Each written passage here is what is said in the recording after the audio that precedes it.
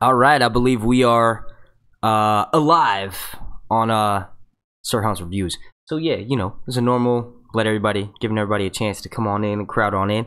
The episode was pretty good. I honestly expected a bit more action since we're almost halfway through the season, but like I said, it was pretty good, and I got about 40 different things that we will be talking about. I hope y'all are ready. We are also giving away the Daenerys Dark Horse figurine tonight on the air live. So let's give everyone, I don't know, let's say 10 more minutes to join in.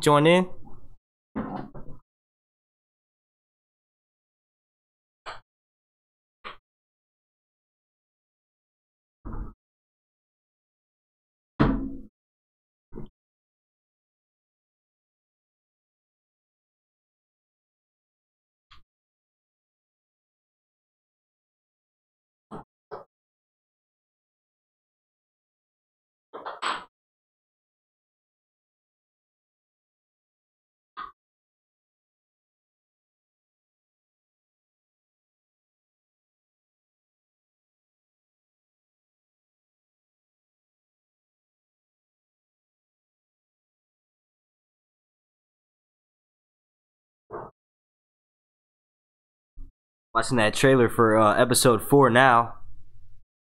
I think Arya Stark is home. Arya Stark is home at Winterfell.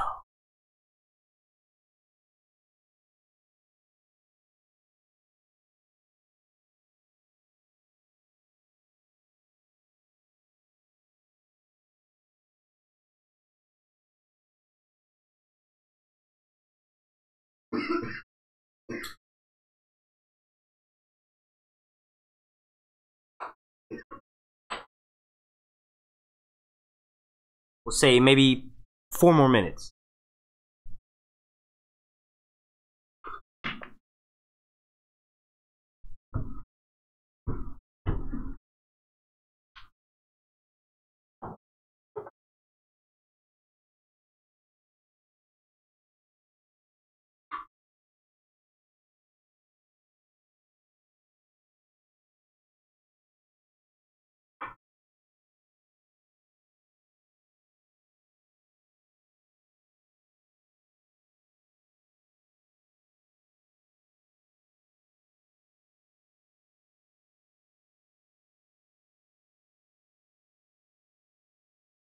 No music this time. Last time we got a copyright claim on the video. So yeah, no music this time.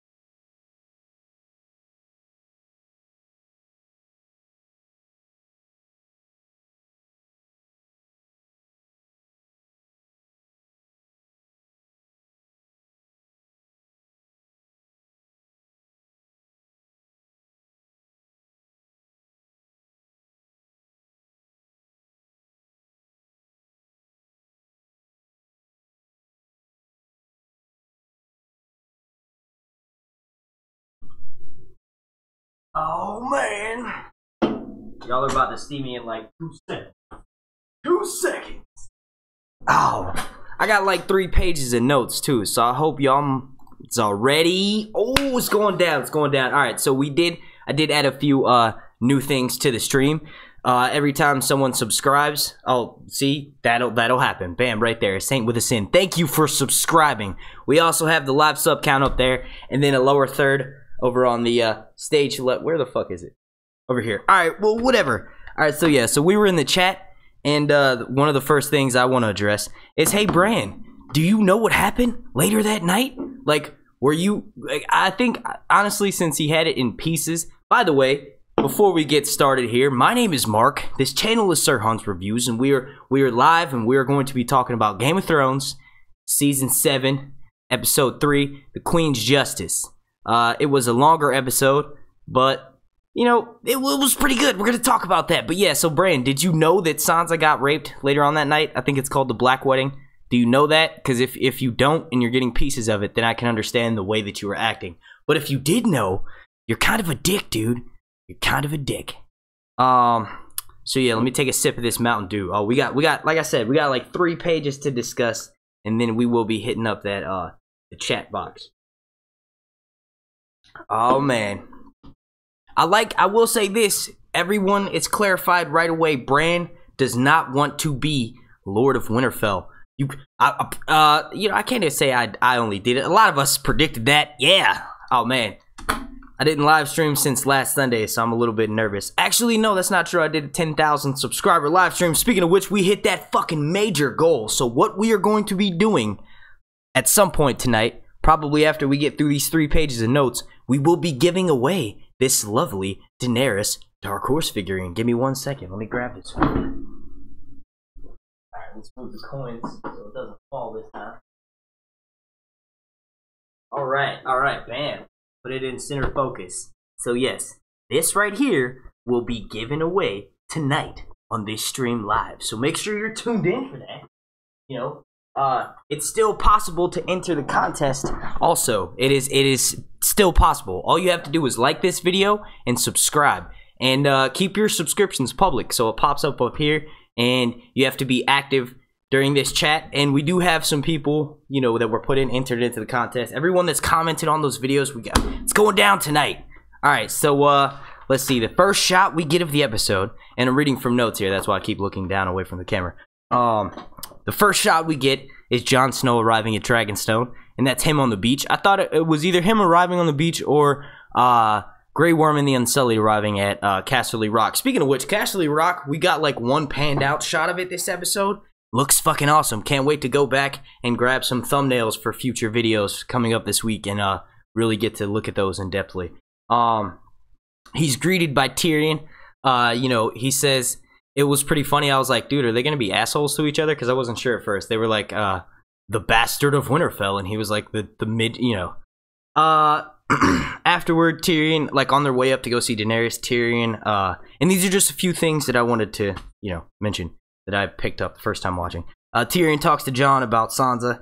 I like it's basically foreshadowing to later on in the episode. They're both mentioning how Jon says Sansa's showing how much she learned by basically interrupting him all the time and showing that she does have knowledge. She's learned a lot playing this Game of Thrones. And Tyrion mentions how, you know, she has learned. And then this is probably my favorite moment of the episode as they're walking up to go meet Daenerys, the mother of dragons. Jon Snow says, "I'm not a Stark," and then Drogon flies over him. It's like, come on, can we say subtle? Like, the subtlety was like, oh, okay, so we get it. And we also know that Bran is going to have a long conversation with Jon Snow. So I think he might do what he's done to Dolorous Ed and to Sansa, which is basically if they start to second guess what he's saying, he tells them something that only they would know. So I think he's probably going to say something to Jon in that same regard, and then Jon will be like, okay, so he's not bullshitting, and then he'll go on to explain how, hey Jon, you know how you think you're a Stark, or you don't consider yourself a Stark, but you're a, no, you're not. You're not. You're ice, and then you're also fire. How many people are watching right now, dude? How many people we got up in this mug?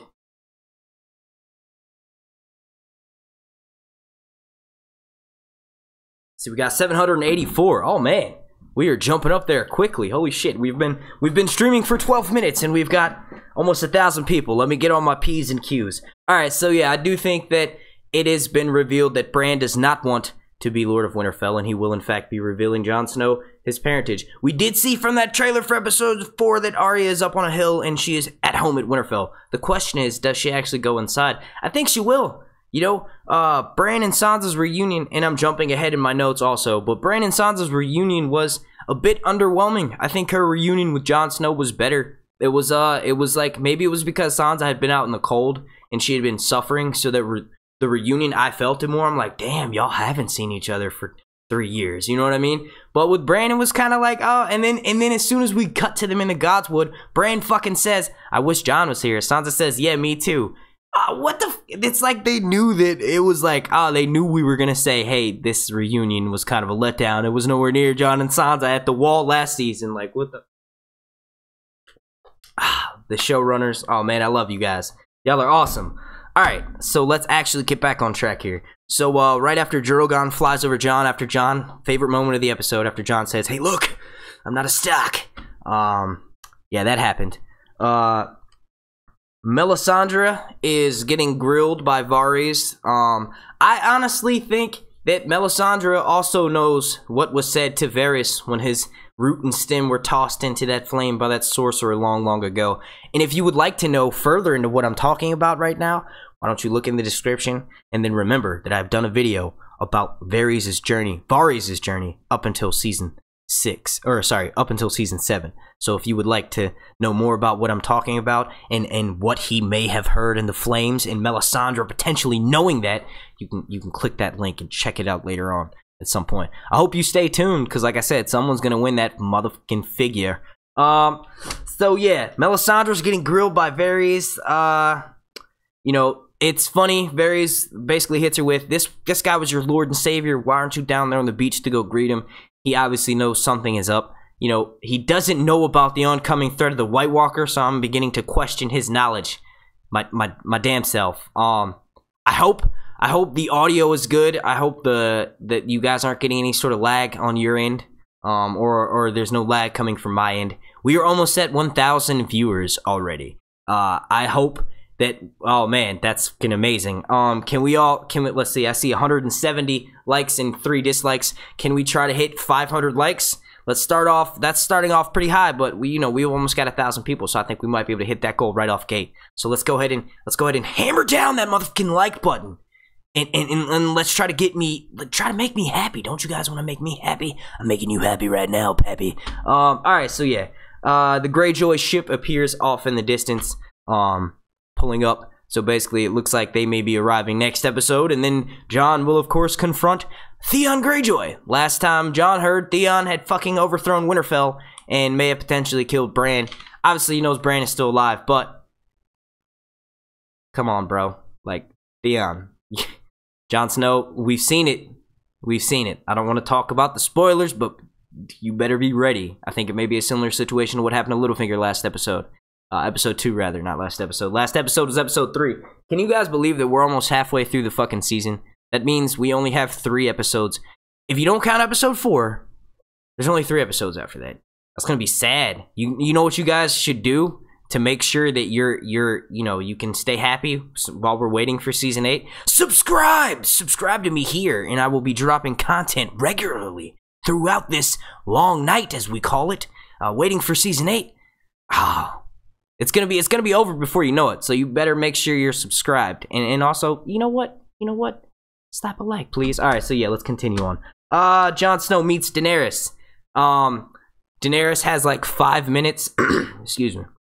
Daenerys has like 5 minutes of titles. Melisandre is giving like an epic list. She's doing a really good reading. I honestly think she took some notes from some London rappers, because at one point she's like, Mother of Dragons. You know what I'm saying? Like, she's just listening to shit out. I'm like, damn, is Daenerys about to come out on stage and start rapping or some shit? Like, oh, that was crazy. Jon Snow has no titles. It was fucking hilarious. That was probably the funniest moment of the episode.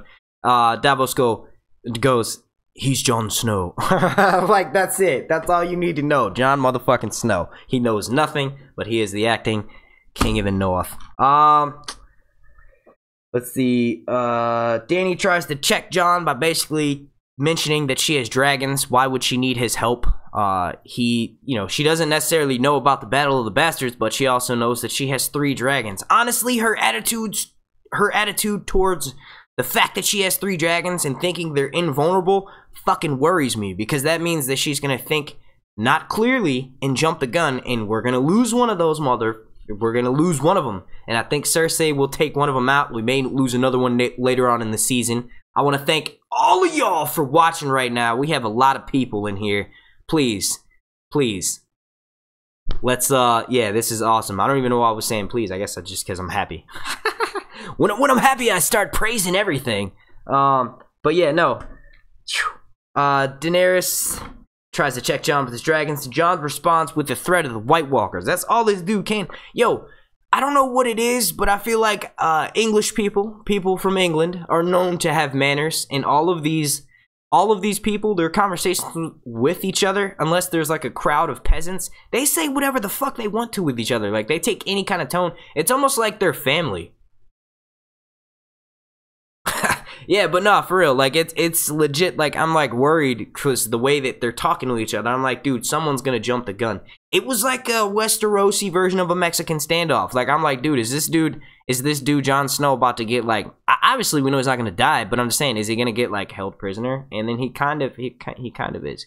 Obviously by the end of the episode, it's pretty clear that he's not, but I'm just saying, like, y'all can't just talk to each other like that. Like, I have family in Detroit. And, like, I know for a fact that in Detroit, like, as long as you act, or people that you interact with, when you're not, like, in your home and when you're out, like, buying groceries or doing whatever you gotta do, as long as you treat them with the respect that they may have a gun and they may shoot you in the fucking face at any moment, you'll be good. As long as you act like they do. I'm not saying that that's what's gonna happen to you, but as long as you treat that random stranger like they have a gun and they will blow your fucking brains out at any moment, you'll be good. That's like that's some street knowledge. I'm teaching you, what I've learned. But not in Westeros. They talk to each other any kind of fucking way. Like, Daenerys is basically in the situation, like, she has 3 nuclear bombs, and Jon Snow is like North Korea, because he's trying to, okay, no, that was a really bad. Let me just back up from that reference there. Daenerys has 3 dragons, and Jon Snow doesn't really have much, but they are still talking to each other in whatever kind of way. I honestly thought Daenerys' patience would not be as much as it was for Jon Snow. Luckily, Tyrion was there. If Tyrion wasn't there, and he hadn't have had this pre-existing relationship with Jon Snow, then Jon Snow might have been, I don't think, maybe he wouldn't have been talking as openly as he was. It was like, I was just waiting for, at some moment, I knew someone was going to be like, hey, yo, look, dude, you done fucked up. Like, you saw Cal Yago, I think that was his name, or Jago, the guy with the heavy eyeliner. Like, why do they put so much makeup on that motherfucker? I was trying to figure that out. Like, everybody was saying, oh, Euron was wearing eyeliner. Maybe. Euron looked like he had been to a rave about 2 days prior, and it was wearing off, and he probably didn't know how to, like, take it off properly, because I don't think there's, like, makeup remover wipes in fucking Westeros. But the boy, the Dothraki, I want to say Cal Jaco, but I'm not sure. I'm sure he has some new name, but it's the same dude from last season. He was the one that was walking Daenerys to Vaes Dothrak, which is the city where all of the Khaleesi's, or the wife of Cal's who have died, they go there and they live in that temple. Some of them get raped. Some of them are lucky enough to go in that temple where they're basically untouched, which is where Daenerys was. This guy was one of those dudes that was not inside of the hut. He was not a Cal. He wasn't burned. So, yeah, I thought he was looking at Jon pretty funny. I'm like, dude, I know you're good with that Arak, that Dothraki Arak, but Jon Snow will drop you, motherfucker. Jon Snow was probably the greatest fighter in Westeros. I'm willing to place a small bet that Jon Snow is. I mean, if he isn't the greatest in Westeros, then they sure enough make us believe that with the way the show is written. Like, this dude can take on anyone. Okay. Alright. Let's see. We're getting off track here. We just hit 1,000 people. Alright, so we are at 1,010 people right now. And I'm still seeing 170 likes. I know I should probably refresh, but since we just hit that 1,000 goal, let's bump the like goal up to 650. Can y'all do that? Can y'all smash that shit until we see 650 likes on this video? That would be insane right now. Alright, so getting back on track. I don't want to act like I'm not excited that there's 1,000 people watching me right now. I am. I'm just trying to stay focused so that I don't lose you guys. All right. Let's see. Varys comes in. Varys, rather. Or sorry. Actually, I missed one of the greatest moments. One of another greatest moments from Davos. Basically, Davos, he gets frustrated. And he's like, all right, this dude has been stabbed in the chest for his people. And then there was a point to say with Tyrion later on. Oh, man, I'm getting so sidetracked right now. But later on, Tyrion is like, what was that bit that he said he got stabbed in the chest for his people? And then, or sorry, Tyrion was the one who corrected Daenerys and saying, oh, the Northerners, they have active imaginations. Y'all will fucking see. Oh, I can't wait. It's gonna be better than any Stark reunion. It's gonna be better than when Bran sees a white Hodor later on in this season. It's gonna be awesome when all of these non-believing ass motherfuckers finally get that first glimpse of the goddamn Night King coming over that fucking wall, and he's just bringing it down with him, and he's got like, ice polar bears and fucking ice, like 1 million White Walkers, or sorry, like 1 million whites and like 15 White Walkers. I don't think Dragonglass is that important, but I'm just saying, like, dude, what the fuck? Like, it's like all the smirks are gonna be wiped off their faces. Like, I just don't understand how someone who can be called the master spy, the spy master of masters, he is the spider. He has a giant web of little birds that basically tweet him information. How the fuck do you not know that there's an army of dead gathering? I guess you don't have spies. I mean, that kind of makes sense. You wouldn't have wildling spies. I'm going to do a video about why Varys has this immaculate reputation, but he doesn't know about some shit like an oncoming global apocalypse that will bring everyone to their knees, and this Game of Thrones will mean nothing. How the fuck do you not know that, bro? Like, that's your job. Like, you have one job. You get to walk around and fucking, you've never been cut. I've never seen Varys been hurt at all. And your one job, bro, and you don't know about it.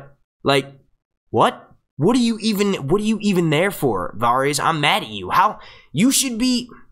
Okay, so you know how he comes in and basically breaks the tension by telling Daenerys that Euron Greyjoy is laughing his ass off because he just raped Daenerys' fleet of Greyjoys. And Dornish. Like, what the oh man, it's crazy. I was hoping Varys would then speak up and be like, listen, lady, there are White Walkers. I've seen it. I haven't seen it, but I've heard it from my little bit, but he didn't say that, so I'm pretty pissed off. Alright, so let's speed things up a bit here. Let's see, Jon responds to threat. Then after Varys comes in with news of the news of the Ironborn fleet and what happened. We see Theon floating in the ocean, and he gets picked up by his fellow Ironborn members. And then we get a flash to Euron parading through the streets. Yo, Euron is probably... This dude might not even be alive. Let's see. This is the 3rd episode. We had 13 episodes left before the show started. So we only have literally 1 season left of Game of Thrones. We're only going to get 4 episodes this year. And I keep reminding you guys about this so that you go ahead and subscribe so that I can keep you entertained throughout the long night. But I'm just saying, we may only see Euron for like 10 more episodes at most. Probably more like 6. This dude is quickly running up the ranks of becoming one of my favorite characters. This motherfucker is laughing at rape. Like, talking about how he's got a boner because everyone's cheering for him. Like, dude, are you fucking Hitler? Like, Hitler used to get off on his speeches, bro. Like, Euron is insane. I think it's because Pilu Azbayek, I know I butchered your name, but he's an amazing actor. Perfect to play that character. Make all of the people like me who said that he sucked last season in the King's Moot, kind of making me making me and other people who said that eat their own words, because obviously this dude is shit. He's the tits. Yeah, so Euron, yeah, with your crowd boner. Hashtag Euron had a crowd boner going on. Let's see. Euron insults Jaime. I don't really want to get into too much detail. I mean, I guess I can, because this is my live stream, and if you watch Game of Thrones and my language is about to offend you, well, then I'm fucking sorry. You shouldn't watch Game of Thrones, and you probably shouldn't watch anyone's YouTube video that does Game of Thrones content, because we all swear at some point. I just swear a bit more than most. But, Euron basically insults the shit out of Jaime. It's one of those cut through the throat cut you straight to your core type of insult. He basically said, hey, look, at some point I'm gonna be banging your sister.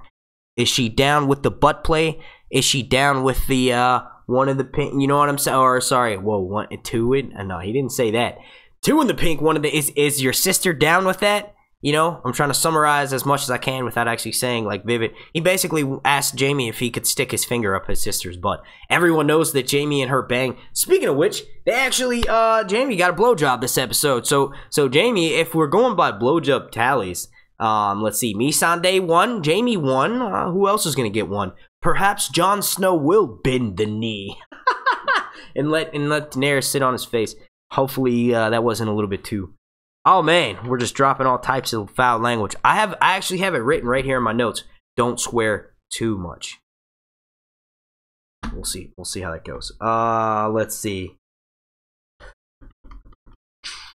Cersei does thank Euron, but I think we can pretty much say that it was bullshit. We do know how Cersei works, so she's just pretty much going to say whatever she has to do to continue get all of these free gifts from Euron. She wants to continuously get that. Thanks to all of our moderators. I see y'all putting in work. Hell yeah, appreciate it. Let's see. I will say that it wasn't too much of a shock to me. I could see how it was coming. You know, there were filming spoilers. So I'm not going to say that, yeah, I predicted that that's exactly what I'm not going to give myself props like, oh yeah, complete. No, because I paid attention to the spoilers and I remember that. You know what I mean? The fact that Yara and Tyene and Arya were being marched through the streets of King's Landing. I'm not going to lie. Like, you know, there were pictures of that. It was not really known how she was going to die. Obviously, Cersei pretty much returned the gift. Lannisters always pay their debts. She said she chopped the head off the snake. I'd say you chopped the head off the snake and then stitched it back up so that you could nurse it back to health, only to chop it off again. That's basically what she did. She gave Tyene a kiss, then wiped off her lips, drank some poison, and told Arya that she will be forcibly fed and kept alive so that she can watch her daughter turn into a corpse. Silly Cersei, no one's got time for that, and she basically gave them an opportunity for Tyene to potentially live long enough for Daenerys to come free her, because Tyene and Arya and the Sand Snakes are known for the poison game. The poison that Cersei used was the same poison that Arya used and that a lot of the Sand Snakes used for their weapons, so I'm assuming they developed some sort of tolerance to it. Qyburn did say, when Cersei asked how long it would last, Qyburn said, depends on the will of the person, for not verbatim, but basically that's what he said. So if that's the case, Tyene may be left alive. I don't think we're gonna see her turn into, you know, like Cersei was saying. Cersei's got all these big plans. She's got these big plans in her head. And the season so far has pretty much been in her favor. She drew first blood. That was an It's Always Sunny reference from Frank. Danny DeVito. Shout out to Danny DeVito, dude. Yeah. Okay, so Cersei ends up describing Oberyn's death, which was pretty brutal. She said, you know, like, she basically was telling Arya all the different ways that she thought of killing her enemies. So she lies in bed at night and she thinks of killing her enemies different ways, and she's like, look, Oberyn got his head squashed, but here's the mountain who he did take down, and she said he danced across the stage, but you know what, here he is, the mountain, stronger than ever, and I bet you that makes you hurt. And I guess it does. But so yeah, let's move on a bit. Let's see. Jaime gets a blowjob. I know I already said that, but Jaime got a fucking blowjob, dude. Didn't want to see your butt, Jaime, but you did get a blowjob. So, points to you. Like I said, Melisandre and Jaime are on the blowjob charts. Lena Headey, I was going to say that you're not fooling me. That was a body double. You could totally tell it was like, that was not the back of Lena Headey's head. Like, I'm not saying like I know it, or... I think it's pronounced Hetty, if I'm not mistaken. But yeah, that was a body double, so no, we did not see her boobs or her tits. I'm not sure if they said it in the after show, because I didn't watch much of it. They were talking like 2 minutes on the Jon and Daenerys shit, and I was like, dude, I got a live stream to get to. But if they do mention that it was her, which I doubt it was, because I'm sure she has a no nudity clause in her contract, and unlike Daenerys, I doubt she will unbow, unbent, unbreak on those, because Daenerys said, you know, I'm not gonna get nude anymore, until she got nude, because the scene was epic enough. Hey, I'm not hating. I'm just saying those weren't Cersei's side boobs, and that was not her butt either. Let's see. Then we get Cersei meeting with, I thought it was Taicho, but it's not. Nosterus or whatever, the dude from the Iron Bank.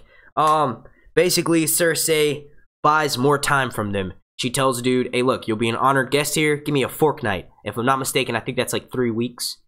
I think it's 3 weeks. Might be 2 weeks. Everyone type in the chat, how long is a fortnight? But basically, that's how long. I think I don't know what her plans with that dude are. She might be, I thought initially at first, I was like, is she going to kill this dude? But then I'm like, nah, because she has him staying in you know, a suite basically in King's Landing, so everyone's going to see him. Obviously, he came there with some sort of protection, so I'm sure he'll have personal guards on him. She basically thinks that she'll be able to snuff out Daenerys within 2 weeks. And honestly, if she thinks she can do that, I'm interested in seeing it. Hopefully, we won't lose a dragon in the process. Let's see. Tyrion talks with Jon, the war prisoner at this point. Basically, Jon asks Tyrion if he's a prisoner, and Tyrion basically proposes Jon. He's like, tell me something. Okay, so 2 weeks. All right, we see it. 2 weeks. All right, cool.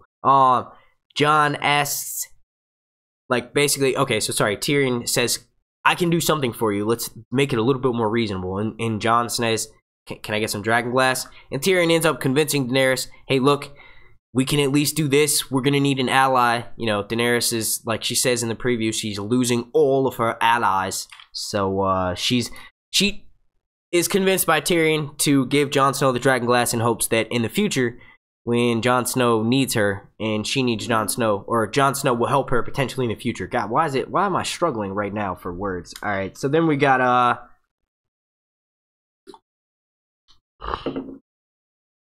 Jon meets with Daenerys on the cliff. They have a bit of a moment, and Daenerys tells Jon that she named her dragons after her brothers, which was a little bit even more foreshadowing. Like, hey, yeah, and one of her brothers, Rhaegal, that was your father. You're my nephew. We got a nephew auntie. I was trying to look because they were in the same scene together, and they've never been in the same scene. And since it's more recently, I was trying to look for subtleties and to see if they look like each other. They don't really look like each other at all. Jon Snow kind of looks like the actor who played Viserys back in season 1, but then again, not really. You know what? He kind of looks like him. I guess it would be easier to tell because, like, there's a way to change the color of one's hair on Photoshop. I may be doing that. I may be playing with Photoshop to try to line all of these motherfuckers up to see the similarities. Because honestly, the actor who was, or not the actor, the singer who wanted to play Rhaegar looks like the fucking, if it was him, he looks a lot like Viserys. And obviously, they all have to look similar. Viserys looked a bit like Daenerys. You know, we can see it a little bit more so. Let's see. Let's see what's going on here. Dany ends up allowing Jon to mine the dragon glass, and she kind of gives him like a little bit of a look, like a, I hope I get to see you again, bro. You know what I mean? Sansa scenes, I thoroughly enjoyed this episode. She's like, she's thinking about the long-term future. Littlefinger did start to get at her a little bit, like he, obviously a little bit later on in the episode, he was giving her that speech. They gave each other their speeches. They were trading the speeches. But she proved that she is capable. Very capable. She told the dudes that were working on their breastplates, she was like, shouldn't they be putting leather on those because the winter is coming? You know, Starks always do that. And then Lord Jan Royce of the Vale was like, hey, why don't you guys put some leather on there? And then also she thought about how it would be smart if everyone's going to be traveling to Winterfell.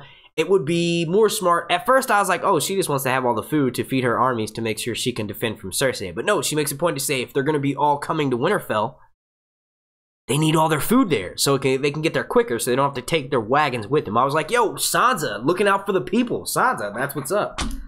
Oh, I'm a fan of you. All right, so let's see. We're at 1,022 people. Let me refresh. I'm going to refresh before I call out how many likes I think we have on here again. Peter ends up giving, and see, I'm calling him Peter because he didn't piss me off that much this episode. Sorry. Littlefinger gives Sansa that speech, and he's basically telling her, you know, fight everyone, everywhere, always in your mind. And Sansa's, I thought she was going to respond with that lone wolf, but she doesn't. Sansa ends up meeting up with Bran. I think she may have been about to tell him that. I'm not sure, but then someone comes and says, you know, there's someone at the gate, and then we have Bran and Sansa meeting up, and I kind of talked about that a little bit, so I'm gonna brush past that because we still have half a page to get through. Bran and Sansa, I want to jump in the chat because I know y'all are saying some good shit. I want to hop in there. Let's see how many likes we have. I just refreshed. We have 493 likes, but 1,000 people watching right now. Can y'all slap a like on this video? Let's see if we can get up to. I set the goal from 500. I thought we hit that goal, then I set it at 650. So let's just set it at 550. We'll meet in between that. Slap a like on this video and make sure you're subscribed so that you can be entertained throughout the long night. Let's see. It was, I'll say it once again, it was funny that they both said what was on everyone's mind was like, yo, Jon and Sansa's reunion was a lot better. I think a lot that has to do with that is the fact that Sansa had just been running for her life and was in the cold woods for a long time, and finally she gets to a place where she knows she'll be able to sleep. That's why the desperation kicked in. But now Sansa has been back home for a month. She's been settled in. She slept in a warm bed. She's got food in her belly. So it's like, oh, Bran. I think the reason why it might have been lackluster is because the first thing she really starts to talk about with Bran is the fact that now he's a legitimate son of Ned Stark. She just kind of fought with Jon. Jon proves that he does trust her and that he would put her in charge if it's possible, because he did. I think Sansa was worried that, oh, I'm excited to see my little brother, but this just complicated things even more because now I'm going to have to worry about, you know, Bran. And honestly, I'm glad that me and Bran were on the same wavelength. I was like, look, Bran is not going to want nothing to do with that. He's a three-eyed raven. Sure enough, that's exactly what he said. I am the three-eyed raven. And she's like, what's that? And then they start talking. And that brings up to probably one of the most dickish moves Bran could do. He did mention right before he started talking about the Black Wedding, the night where Sansa got raped by Ramsay. He did say that I get bits and pieces of it. It's like a puzzle. So that led me into thinking maybe he didn't see the rape part. Maybe he just saw the wedding. He obviously knows that she was forced to do so because you could probably see the tears on her face. But I'm just saying, he was saying that that night was beautiful. Honestly, I kind of thought that too. Obviously, what happens after that kind of ruins that moment of the episode. But it was very well lit. It was nighttime, but it was an awesome scene. It was everyone had their get-ups. Theon was wearing, if I'm not mistaken, Theon was wearing Rob's, like basically what Rob would wear, giving away Sansa. It was a little bit, you know, kind of put a damper on things there. But that's not at all how it went down in the books. Let's see. Bran is, the most thing I'm excited about is Bran is saying he needs to get better at seeing stuff. So that means this whole time Jon is at Dragonstone. I don't think we'll see Jon back at Winterfell until probably episode 5. I'm not sure about that, but I think it probably won't be episode 5 until he gets back to Winterfell. I do think that allows us to get time for Bran to maybe develop his powers a little bit more so that maybe he could show someone these visions. Like, obviously it works that you can tell them, they know that you know stuff, but nothing is like seeing it for yourself. And if he is able to maybe not even pull someone in for that long, but just show them bits and pieces like he's being showed, that would be dope. And it would make explaining to Jon Snow about his lineage a hell of a lot easier. Because he's going to be like, of course, Bran is going to be like, look, Jon Snow, I saw you die. I saw you, what do you think? I want you guys to type in the chat right now. And I'm going to ask you again later. Because I'm almost finished getting through my notes here. I'm almost finished. What do you think he's going to say? What do you think Bran is going to say to Jon to do that? Because you know what the Dolorous Ed, he said, I saw you at the Fist of the First Man. With Sansa, he's like, I saw you on your wedding night, the night you got raped. I'm kind of an asshole. I'm sorry. I haven't seen the rape part yet. That's coming in part 2. What do you think he's going to say to Jon? I think he may say to Jon, like, I saw you north of the wall with the wildling girl, Jon Snow. And basically, I saw you in the cave, bro. Because, like, no one else was around. It was like Ygritte and Jon Snow. So I think that might be a personal moment. Maybe, you know, obviously that he died, but he knows a few people know that. And obviously, I'm not saying that Bran is going to be called a liar by Jon Snow when he starts telling him this shit, but I think it has to be something more, like Bran wants it to be something more that only that person would know. And if that's the case, he might bring up Ygritte. Let's see. We got, I'll try to pick it up a bit. Sam. Okay, so first off, Jorah has his grayscale cured. The whole time, Maester Ebros was like, interesting. I saw you last night, but none of this shit was clear like this. It wasn't like, you had grayscale all over you, bro. What's happening? I'm like, oh man, is he gonna kill Sam? Because he's not reacting the right way. I'm like, dude, he's gonna let Jorah leave, and he's gonna have the fucking guards come in, and they're gonna seize Sam, and Sam's gonna die this episode. I was like, that's gonna be the big twist. It's funny how your brain can work and escalate quickly. But no, he basically, for lack of better words, he gives Sam mad props. He's like, hey, look, dude, there's motherfuckers walking around with clinky-ass chains on, and they couldn't have done what you did. You were able to pull that surgery off, and you're basically a wizard, Sam. Congratulations. You got props from Professor Slughorn and his overachieving wizard club at Hogwarts. Professor Slughorn has now invited you to that achieving society. You're now a member of that. I can't remember the exact name of it. These are Harry Potter references. Archmaester Ebros played Professor Slughorn in Harry Potter, the Half-Blood Prince, and then he had parts in the last couple movies as well. He ended up knowing where one of the Horcruxes was, or he knew, you know, he was the one who gave Voldemort the spell to turn himself into a Horcrux, because Tom Riddle, Voldemort, before he became Voldemort, he was basically asking all these questions about would it be possible to turn one into a Horcrux, or turn oneself into a Horcrux, and yeah. So alright, let's stop talking about Harry Potter. So yeah, Sam is a master wizard at the Citadel, and I'm kind of glad that he was able to prove himself. And you know what?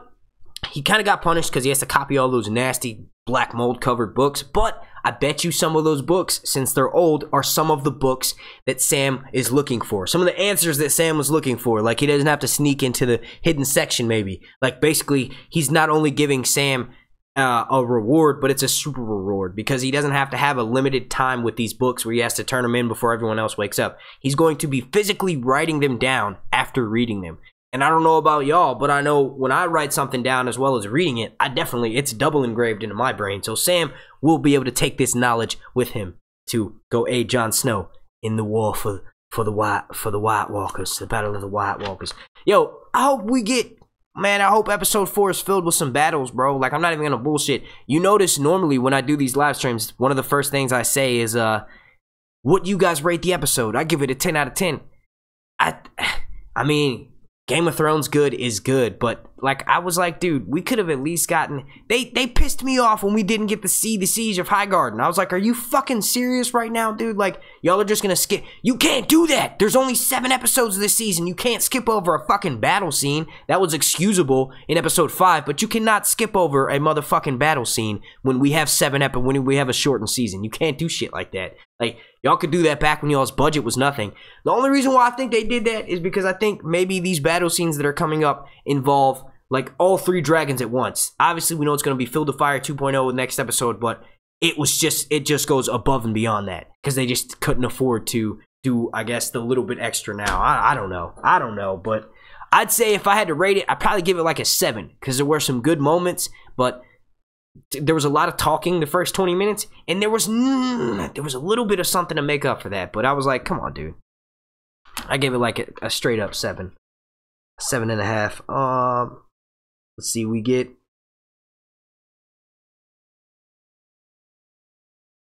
Grey Worm arriving at Lannisport. We were all right about Tyrion using his knowledge of the cisterns.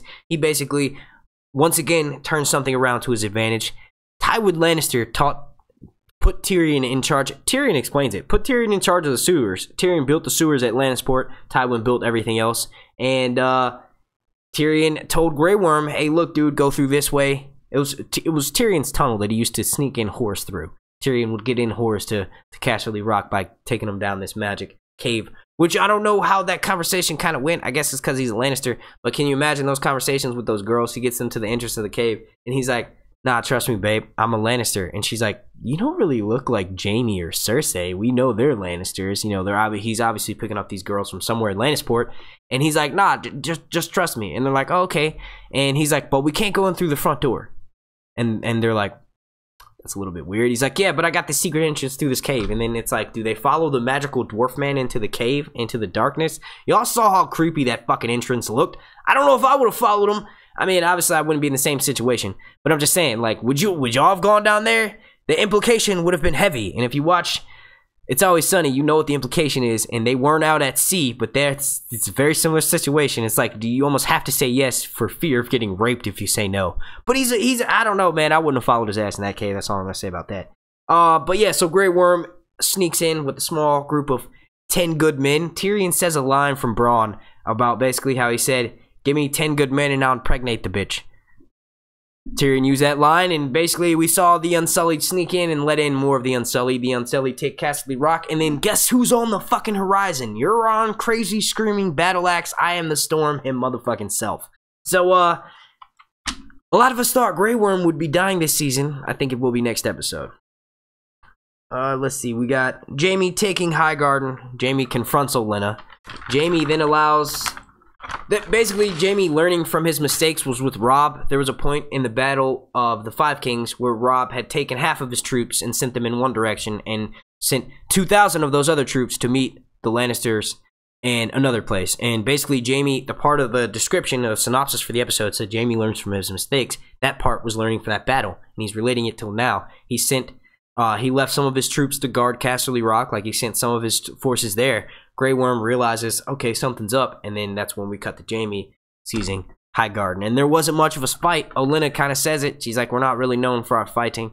Honestly, I think the main problem would have been or the main problem that they had was they didn't have a tested commander. Like, it was just Highgarden troops. Like, we didn't really get too many lines from anyone who would have been a stand-up dude, like, okay, we're about to get sieged, but they are sieging us, we're in the castle, so we're kind of like the ones on the top of the hill, they're the ones on the bottom of the hill.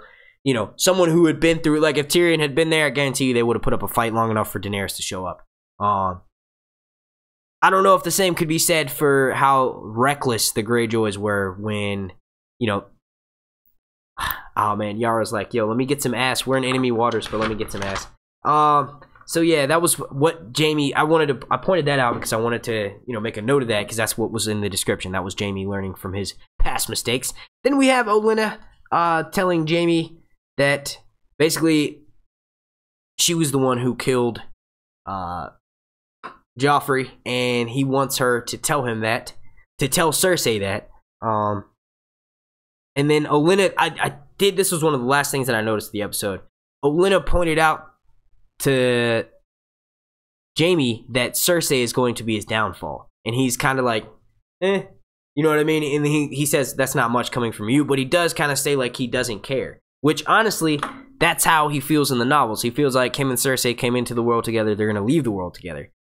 So yeah, that could be coming back into play there. So maybe Jaime won't strangle her like everyone thinks of Valonqar prophecy. Maybe he'll do something that willingly he knows will kill both of them, like trap himself inside of a burning building because Cersei has just tried to blow up all the citizens in King's Landing. All right, so now at this point in this live stream, we are going to what are we doing here? Did I go through all my notes? All right, so yes, I did. I burned through my notes. All right, so we're at 50 minutes into the live stream. What I want you all to do right now for me, we have 924 people watching, right? Is that correct? We have 590 likes, so we hit that goal. Let's bump the like goal up to 650. And also, I want you all to start listing where you're from in the world. Like, where are you watching from? We did this last time and we were fucking global. So I'm going to assume that we are global again now. And I want all of you guys right now to start typing in the chat where you're from. Then after we do that, there will be a small intermission. And then we will start taking questions and interacting. Because I want to hear you guys' theories. Yeah. And what you thought of the episode. Alright. Let's see. Yes, I keep forgetting to mention that. The Daenerys Dark Horse figure eight, there's a giveaway. That's not coming up till a little bit. That's going to be towards the end of the stream, though. But we will be giving that away live now. Why did I say now? It's later on in the episode. But yeah, this lovely Daenerys Dark Horse figurine with 3. Okay, so yeah, 3 dragon eggs and a chest, and it comes with like a little rock that she stands on by herself. And then you're supposed to put the chest next to that so she can stand up. Alright, so let's start reading off some of these places of where these lovely people are watching us from. I know someone's gonna say some shit like the Democratic or what was it last time someone had said they were the Soviet Union? Like, really? You're from the Soviet Union? I thought you guys collapsed like back in the 90s. All right. Okay, well, the chat's already cut itself off. We got India, Las Vegas, Kansas City, England, Boston, Pittsburgh, Baltimore, Ireland, Newcastle upon Tyne. Oh, remember that one. UK. I'm not sure how to say it. Is it Tiny or Tin? But he says basically the north of England. Florida, Ireland, Central New York, Boston, Miami, Cali, Ireland, Lafayette, Louisiana, Honduras, Georgia, Alton, Illinois, Florida, Barbados, Okeechobee, Florida, Buenos Aires, Argentina, Nashville, Texas, Liverpool, Michigan, Fort Lauderdale, Ireland, Beaumont, Texas, Philly, shout out to Philly, my home motherfucking town, Orlando, Florida, New York, Denver, Columbus, Alabama, Maryland, Sioux Falls, South Dakota, Phoenix. Is that where Sioux Falls, South Dakota? That's not. No, okay, never mind. I'm not even gonna ask that. Phoenix, Arizona, Syria, Vegas, UK, Mexico, Oklahoma, Tampa, Florida, Brazil, Mississippi, Big Island, Hawaii. Holy shit! I wish I was where you were right now. I actually was watching a video last night. And these people were in Hawaii, and I was like, "Oh man, I'm freaking jealous." Some of the people were like complaining about something. I was like, "Yeah, but you live in Hawaii, bro. How bad is it really?" Mexico City, Ireland again, Somerset, UK, New Hampshire, Chicago, Kenya, Minneapolis, Oman, California, Newburgh, Indiana, Barbados, Knoxville, Tennessee, Louisiana, Brazil, Australia, Alaska, Rio de Janeiro, Chirac, Illinois, Chicago, Illinois, Ireland, Florence, South Carolina, Westeros. Oh, really? You're Westerosi. Oklahoma, New York, Quebec, India, Boston, Massachusetts. I had a tongue twister there. I got cottonmouth. Brazil, parts unknown. That's I think that's the part of the show that's one of the show that I was watching. Essos, Pluto. All right. Antarctica, Uruguay, Delaware. I'm skimming through ones that I know I haven't said. Erie, Pennsylvania. Really, you're on Neptune? Okay, bro. Nigeria, Argentina. I think I said Argentina. Sweden. Lots of Floridians here. Yes, there is. San Francisco.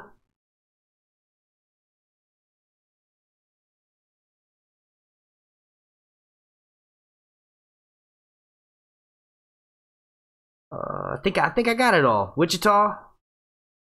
There's a few people from outer space, Jupiter, Mars.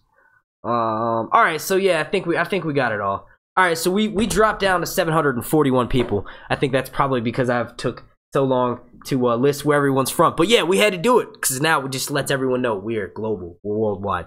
All right, so yeah, the like goal has been bumped up to 650. Let's see if we can do that. Let's also start taking some questions. I did see that there was a lot of people commenting about Euron's line to Jaime. You know, not too much to be said there other than the fact that I think these two will eventually face off. And when Euron said, not now, later, when he's telling Jaime, like, oh, don't react right now, it's a bad time. Honestly, it's almost like he was tormenting Jaime. Jaime literally raised his hand up like he had something to say, and Euron cut him off. He's like, not now. But if Jaime had interacted, I don't know, would Cersei have been forced to punish her brother because this dude just brought her, you know, the gift or whatever? I do think that they will square off at some point. I don't know if Jaime really stands a chance because we saw Euron and he is the fucking storm. So I really don't think Jaime has a chance.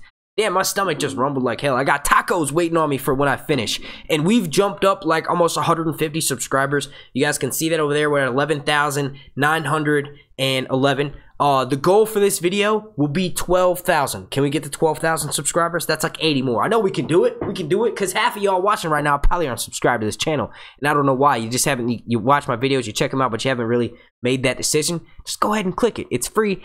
Also, make sure you got your notifications turned on so you get notified when I drop that Game of Thrones content. All right. This is a Q&A from Justin Kelly. I'm just reading this randomly. Not in any particular order, but this is from Justin Kelly. It says Q&A, how do dragons fuck? They don't. They switch sexes to whatever they want to be, and they lay eggs. Q&A. I don't understand why they would kill off Grey Worm. He doesn't really serve a literal purpose anymore. Daenerys has a lot of advisors, and I think his role of being her protector, so to speak, is about to be filled with Jon Snow. Once they finish this little squabble between the Battle of the Queens, Cersei versus Daenerys, once they have that last battle, probably episode 6 or episode 7, once they do that, Jon Snow will quickly fill that role. He's going to be in the north, yes, but he's also going to be spending a lot of time advising Daenerys. He's going to teach her even further than what Tyrion can't teach, because Jon Snow has remained in the Seven Kingdoms the entire time, so he can also serve as an advisor to Daenerys. Why did I say it like advisor?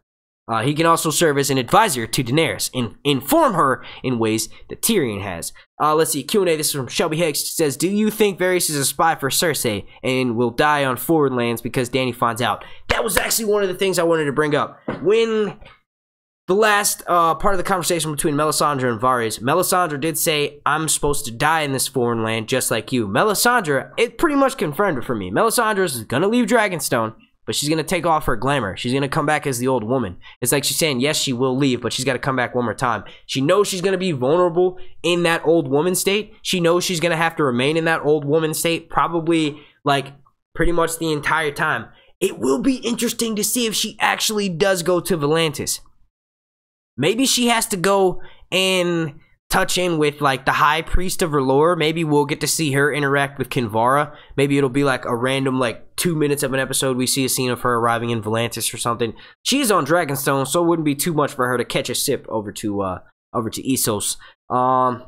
Yeah, I don't know, Melisandre. I'm not sure what your plan is there. I don't know if she meant she's just gonna leave so she can turn into the old woman, basically take her glamour off, which is probably dragon glass. It's probably not fucking ruby like we all thought. I think it might be red dragon glass.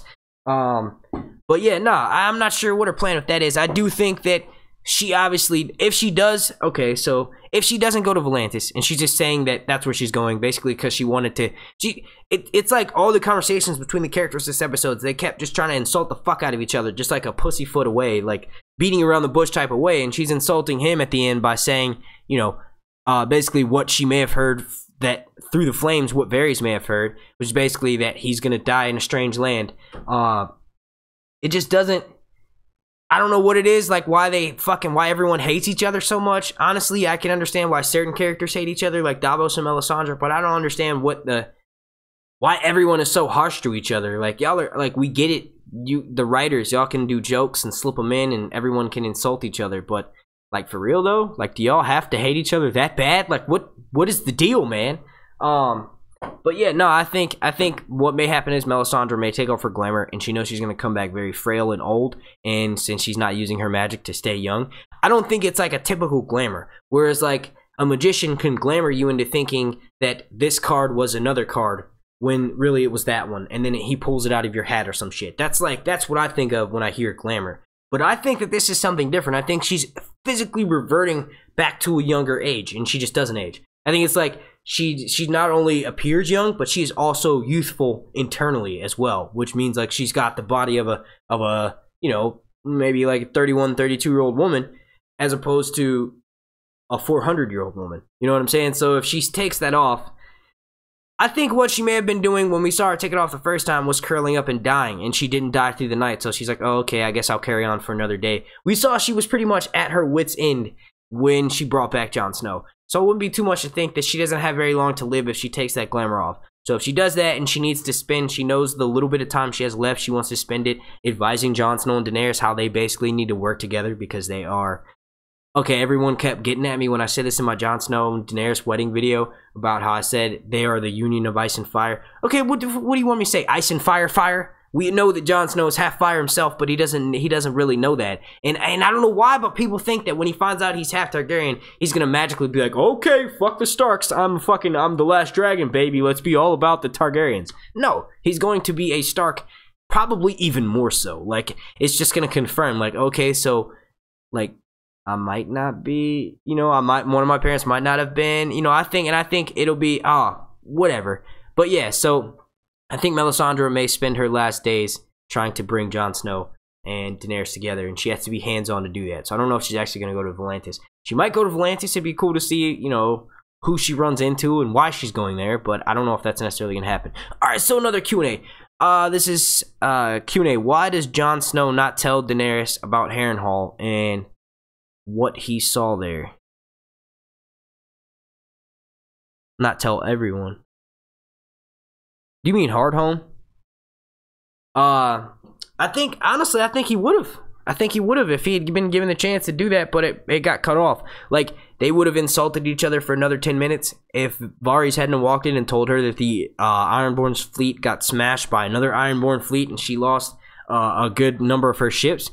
And they probably would have continued that conversation, and maybe he would have gotten into explaining to her, like, hey, look, there's this guy. We killed a whole bunch of people. This guy raises his hands. He's blue. Mind you, he's fucking blue, and he's got, like, a horn crown, and I'm pretty sure he's, like, a demon, if demons exist in Westeros. This guy is a fucking demon. But anyway, we killed all of these zombie creatures, and then this dude, as we're barely getting away with our lives, raises his hands like, come at me, bro. And they all raise back up like it won't shit. And he doesn't even blink an eye. He doesn't look exhausted after doing this. He for some reason doesn't come and follow me when I'm 10 feet away from him, barely in deep water where he could have dragged me back to shore. But can you imagine how crazy that would sound, explaining that to someone who doesn't even believe you when you're saying that there's a greater threat other than fucking Cersei? You know what I mean? So I think maybe he wouldn't have said that and he was just being hesitant, but I think if that conversation had continued, we would have been surprised at what they say. I don't know why the fuck they were hesitant about sharing the fact that he died. Like, that would be the first thing I said. Hey, my name's Jon Snow, nice to meet you, this is my second life. And they'd be like, what second life, what do you mean? Well, I got stabbed by a group of my peers while I was serving the fucking all 7 kingdoms of Westeros on this 700-foot wall, and it's cold as shit, and I'm already in a cold place anyway because it's the north, but I'm like north of the north. So yeah, while I was doing that, a group of people that I called my homeboys, that I called my people, stabbed me in the fucking stomach. I am now standing in front of you right now. You don't believe me, do you? You don't believe you right? You don't believe me? Whips up his shirt and shows all of the 6 different stab wounds that he has, and they're like, oh, you probably got, yeah, but they're fresh. Also, feel my pulse. Is my heart beating? Nope, I'm a fucking zombie. So like, listen to me. I'm living proof that the long night exists. Let's see. Let's take another question here. Q&A. Do you think Sansa undermined Jon by telling Bran he was the true? No, I think that's what I had actually discussed that before, which I do not mind discussing again. I wanted to shed a little bit more light on it. I think the reason why Sansa responded the way she did, which was basically talking to Bran, like the first thing they say is after they both agree that they do wish Jon was there, she brings up, well, you're the last true-born son of Ned Stark. That's the first thing on her mind because that's clearly what it was before. Honestly, Sansa probably thinks that she has more political experience, more ruling experience than both Jon Snow and Bran, especially Bran. Bran has been living in a fucking cave, hooked up to a tree all the time. He's basically he's a walking fortune cookie, okay? And the emphasis on the walking part, not so much. He can't rule. Jon Snow is too impulsive to rule. Like, he's quick to act, but slow to think. So, Sansa knows she's the best suited to rule Winterfell. And she's going to be further confirmed when she meets Arya, her murdering, psychopathic, face-changing sister. So, Sansa, I do think, is the most suited to rule Winterfell in the political sense, which is why I said in one of these damn videos, they all run together, that Sansa is the politician, Jon Snow is the leader, the king of the north. So I guess it's more can be said that since Sansa's in charge, she's making preparations. She hasn't seen the long night, but she does know that there could potentially be a super cold winter. So she's doing what a leader would, which is thinking about the people by making sure they're warm and also making sure they have all their food in one place, so they're not so they're not taking longer to get to Winterfell when the time comes. So I will say that Sansa is not undermining Jon in any way by saying that Bran is the true leader of Winterfell. I just think that that's the first thing on her mind, and I feel like the subtleties, the pussyfooting around is over with. Sansa's cut straight to the point because that's what she's thinking of. She wants to size Bran up. She wants to realize where his head is at. She doesn't realize that his head is fucking all over the place. He tries to explain that to her.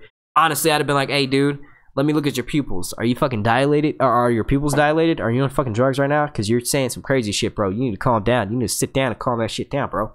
But yeah, I don't know. I think that the only reason why she said that was just because it was on her mind, and she's not going to be subtle about it anymore. Those days are over with, so she just wanted to know, Bran, where's your head at? Or do you want to be the leader of Winterfell? If you do, let's do this. You know what I mean? But no, that's not the case. Alright, so another Q&A. Why isn't his name Grey No Worm? Good one. What do you think Jon will be? What do you think Jon will be with the Dragon Queen? Yo, that is scrolling way too quick. Alright, I'll try to come back to that one. Retype it in the chat. This is from Kyle Winchester. He says, Q&A, who do you think will be on the Iron Throne at the end? I think it'll either be no one, or if it is someone, I hope it's Sansa or Tyrion, or Sansa and Tyrion together. I did say that if Tyrion came back to Westeros, I would like to see him and Sansa get back together. It is interesting how damn, I'm getting so sidetracked right now. Sorry. Alright, so yeah, let's pull it together. Sansa and Tyrion, if we had to choose, if we were left with those two, I would have no problem with that. Honestly, from what Sansa showed me in this episode, she is proving to be a leader, but that was just like kind of like a blue moon type thing. She hasn't shown that to me in the past, not too much. She's shown me that she knows how to play the game, yes, but she hasn't really shown me what she showed me in this episode. So I'd need to see it a little bit more if I would be completely like, if I would root for them. You know what I mean? If she shows me a little bit more. Tyrion, completely. I definitely think Tyrion has shown himself many times over. He like sort of finalized it with the way he handled the Wise Masters in Marine. Like the way he was like, okay, we're gonna end slavery, but we'll give you 7 years to do that. Like the way he tries to, you know, do the best he can for everyone, and he's doing it in a foreign kingdom. I would be completely straightforward with Tyrion, yeah, no doubt. Let's see. All right, let's get to another question. Q&A, do you think Daenerys will say you know nothing, Jon Snow? Probably. She said Jon Snow, like, the way when Jon was leaving to go mine the Dragonglass, and they did say make weapons, so I do think that Gendry will be in episode 4 for sure. That confirmed it. But she does say it like in a way that's similar to how we heard Ygritte say it, which was Jon Snow, like Jon Snow. Like she kind of said it a little bit like that. So, you know, I think eventually every woman that Jon Snow interacts with has to say it at least once. So it's going to happen. The question is will it seem legitimate the way she does it? We know that Melisandre said it because she's seen in Jon Snow's past that it was something that Ygritte said to him. You know, I don't know what would make, maybe when they've gotten past this battle with Cersei and Daenerys and him are trying to make plans for the future, like battle plans against the Night King, what the next move will be, Jon will say something that's a little bit crazy to Daenerys and she'll be like, you know nothing, Jon Snow.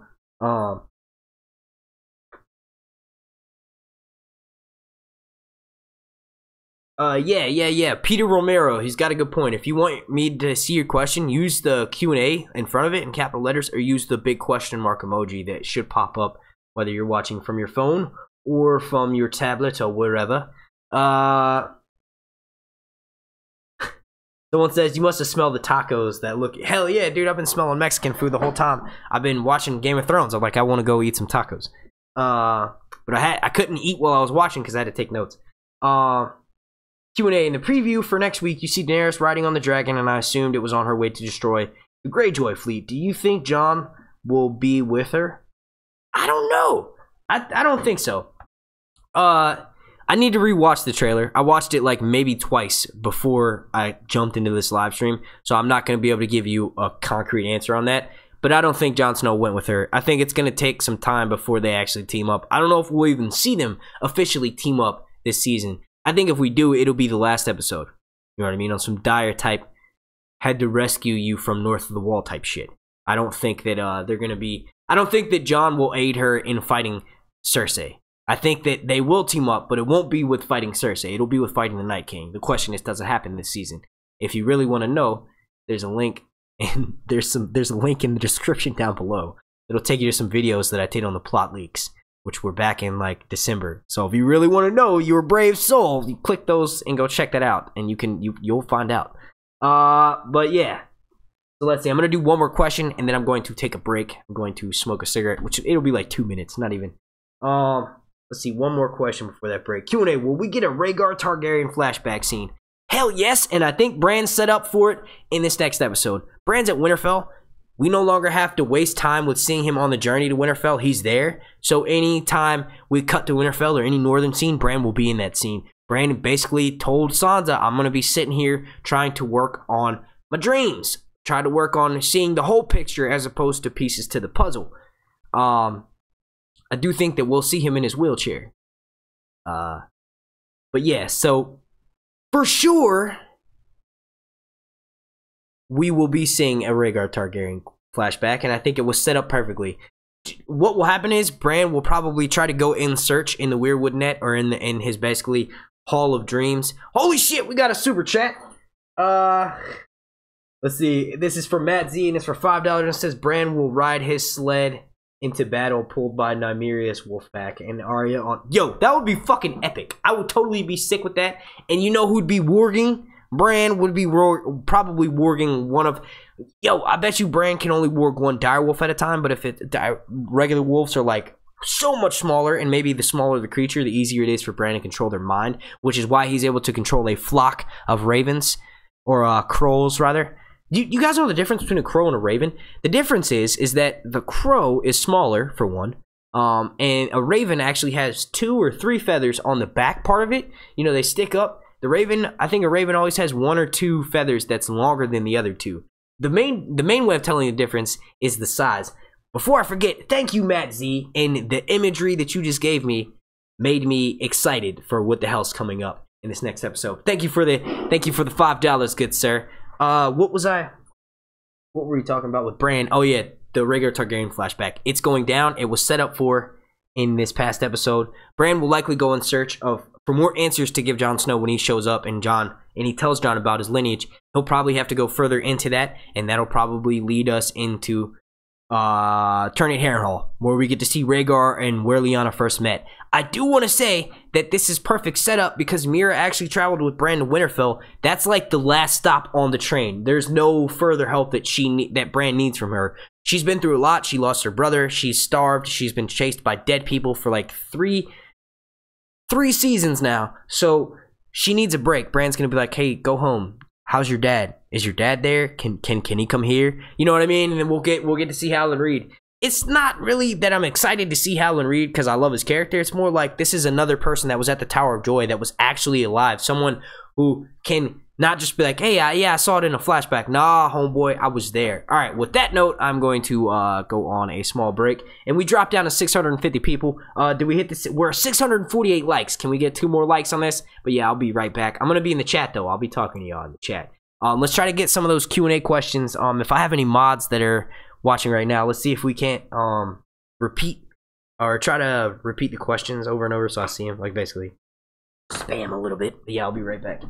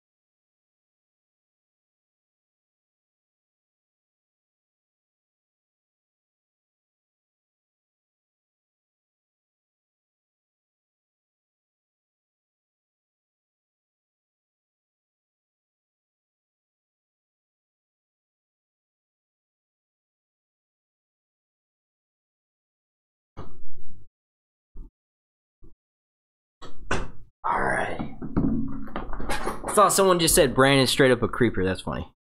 Basically just watching everyone and they don't know. It's like, wait, did you see me take that massive dump from the porch or the bowl of brown that I had back in King's Landing? Did you see that? Alright, so let's see. Let's see what the like count is and the viewer count right now. See, we're at 458 watching, 680 likes. Y'all smash that like goal. Let's set it to 700. Let's see if we can get 700 likes going on. All right, so questions. I got my phone on me now, so I'm gonna start reading questions. Q&A. Could Sam face the same fate as the previous Maester who cured the grayscale? Since I did notice that since he shook Jorah's hand, they lingered on it for a bit, and it might have been like since Sam was wearing those heavy leather gloves and stuff like that he had gotten most of it, but Jorah could still be contagious. Like, the virus may be dormant in him, but he can still be a carrier. Like, he can still pass it to people. And if that's the case, well, Jorah is going to kill everyone who he comes in contact with. And if Sam starts noticing a bit of grayscale, what if it's somewhere, like, on his face? Is he going to cut the flesh of his face off? If it's something, like, on his hand or something like that, obviously, they might be able to chop that off, and he might be good because he doesn't wield a sword anyway. And Jaime does wield a sword, and Jaime's doing just fine. So, I don't know. I think that could be the death of Sam. Like, it could be like a good lead up. Like, Sam's copying all these books. He comes across one of these books. Let's say that since he did this, it made Maester Ebros pay more attention to what he's saying. So maybe he did some more research and he found something with Jon Snow's marriage, Jon Snow's parents' marriage. Lyanna and Rhaegar had a secret Targaryen wedding, and there's records of it at the Citadel, and he intentionally put that scroll on the desk because he knows Sam is going to be forced to copy all that, so Sam could come across that and then deliver that knowledge, and then the rest of the knowledge that he learns to Jon, and then he dies from grayscale. I don't know, man. That leads a lot of open questions, because I have seen a lot of theory videos on how grayscale will wipe out Westeros. I don't think that's going to be the case. I think if something was going to wipe out Westeros, it's just going to be the Night King. It's going to be him bringing death to everyone, because that's the only thing sure in life.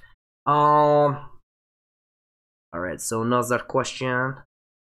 Q&A, will Grey Worm be taken hostage or die fighting to the death against Euron's fleet? I think Grey Worm's going to die. I think that his replacement for advising Daenerys, is going to be Jon Snow. Jon Snow will eventually, be playing that role. I don't think Jon's going to be a bodyguard, but I think that the close person to Daenerys who can wield a sword and be badass is probably going to be Jon Snow. I think since Jorah was able to be cured, he's got a bigger role to play, and I think that he will also come in replacing. Grey Worm has already escaped death narrowly one time, and we lost Barristan Selmy for that. Barristan is still alive in the books. His character, the actor who plays him, actually was really pissed off that Dan and Dave decided to kill him off. So I think that Grey Worm almost came to death before he escaped. Someone else died for him. I don't think that's going to be the same case this time. I think Grey Worm will be dying at Casterly Rock. He also got to hook up with Melisandre, so that was like their final goodbye. It would also serve to further the story for Melisandre. Maybe Melisandre becomes a little bit more heartless.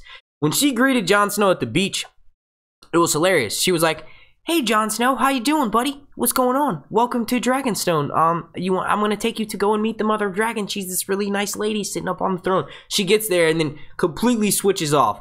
"This is Daenerys Targaryen, Mother of Dragons, the Unburnt," and just starts listening. I'm like, damn, dude, shit. You just went into machine mode there. Let's see, Q&A, do you think that Olenna, the Greyjoys, and the Sand Snakes would have been reliable allies once King's Landing was taken? To me, it seems as though Dany had some very shady people in her camp. Definitely. I think she was forced into making alliances with these people. I do think that Yara would have surprised us all. Yara would have been, if I'm not mistaken, she wanted the Iron Islands to become a sovereign nation and she would rule them. Basically, Daenerys, the one stipulation was that is you guys have to stop raping people and stop reaving, stop stealing shit, grow your own crops, we'll send you food, So I do think that there was some potential in that of Yara if Yara was going to become the Queen of the Iron Islands, or if Theon does. If Theon becomes Lord of the Iron Islands, I think that there's still a good chance in that happening. I don't think the Sand Snakes would have been the best of allies, but the only thing that has made me see them doing malicious shit, their motivation to do anything malicious would have been against the Lannisters. So if Cersei was taken out of power or out of the picture, Jaime too, then the only potential problem I see them causing is something with Tyrion, if they just want to get the last Lannister. You know what I mean? So I think the Sand Snakes, might have done something. I don't think the Ironborn would have been a problem if Yara had become their ruler. But the Tyrells, they have switched camps like 3 or 4 times. I think as long as Daenerys served the people and didn't become crazy heartless, and maybe, you know, Olenna didn't really have anything left to live for, which is why she was so okay with dying. I don't think that any of them would have been a problem. I think that the show led us into thinking they may have done something, but none of them have. They've all been killed before they could do something to betray her. So I think that for the most part it would have worked out. But as you can see, they're all dead, or they're going to die, so I don't know. I do think it's going to be interesting to see how long the bad Posey lives, because she probably has developed somewhat of an immunity to that drug, or that poison, rather. It's obvious that that poison is deadly. Even if you have a tolerance to it, they still had to drink, you know, for having it on their lips, they still had to drink an antidote for it. So I do think that that may kill her, but I think what it's done is set it up for a potential rescue. Maybe Bronn shows up and slips that antidote. I did say Bronn won't be Captain Save-A-Ho, but it's almost in that same position. Like, Bronn, it wouldn't be too far out of the way to think that maybe if Jaime was like, hey, look, dude, Cersei has gone batshit insane. We're about to leave. I need you to come with me to take our army and go and fight for Daenerys and fight for Jon and fight. I know this is like make-believe land, but I'm saying if this does happen, maybe Bronn will be like, hey, well, my last wife, she was a bit of not much of a looker. You're the bad Posey. I don't have enough antidote to, or I don't have enough time to save Arya, but I can save you. I don't know. I don't think it would happen, but I'm just saying it might happen. There's a reason why their characters weren't just killed off immediately. We don't really have too much time to waste with having them do something and then get killed again. So there's a reason why they're still left alive. I just don't really know what it is yet.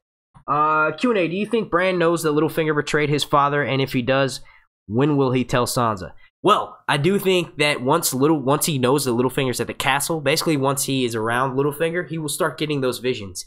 I don't think he knows yet because he hasn't really had a reason to look into it, but I think once he's like got his bearings, he will definitely be the one who delivers that news to Sansa.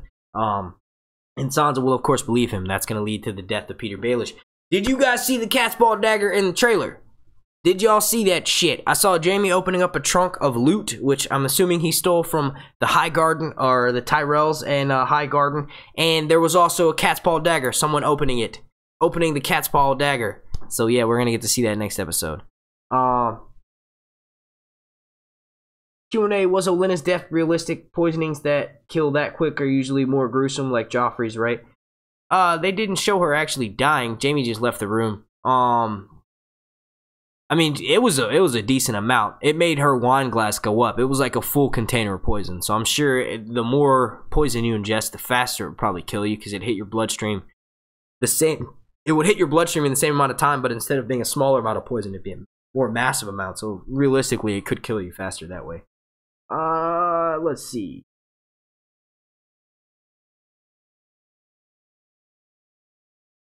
Matt Z says another super chat incoming. I tip my bartenders and servers, but they don't bring me near the content that you do. Awesome. Let's see. Q&A, do you think Bronn will try to save this Sand Snake daughter? I kind of just answered that. If he has the chance, yes. If it's like on some type of shit where Jaime's like basically when you know you're about to get fired from like a restaurant or something, and you're like, yo, let's grab as much food as possible before we leave. You know what I'm saying? It could be like a situation like that if Jaime's just like, look, dude, she's insane. I don't know.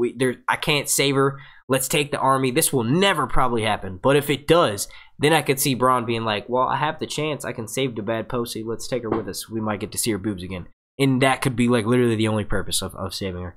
But I don't know if Bronn will be Captain Save-A-Ho. I completely ruled it out in my predictions for last episode. But now that she's still alive and that we know that, you know, that poison is hit or miss, because Qyburn confirmed that the poison, you know, is different with everyone. So there may be a chance of her being alive for the remainder of the season. And if she does, then what other purpose would it be to potentially save her?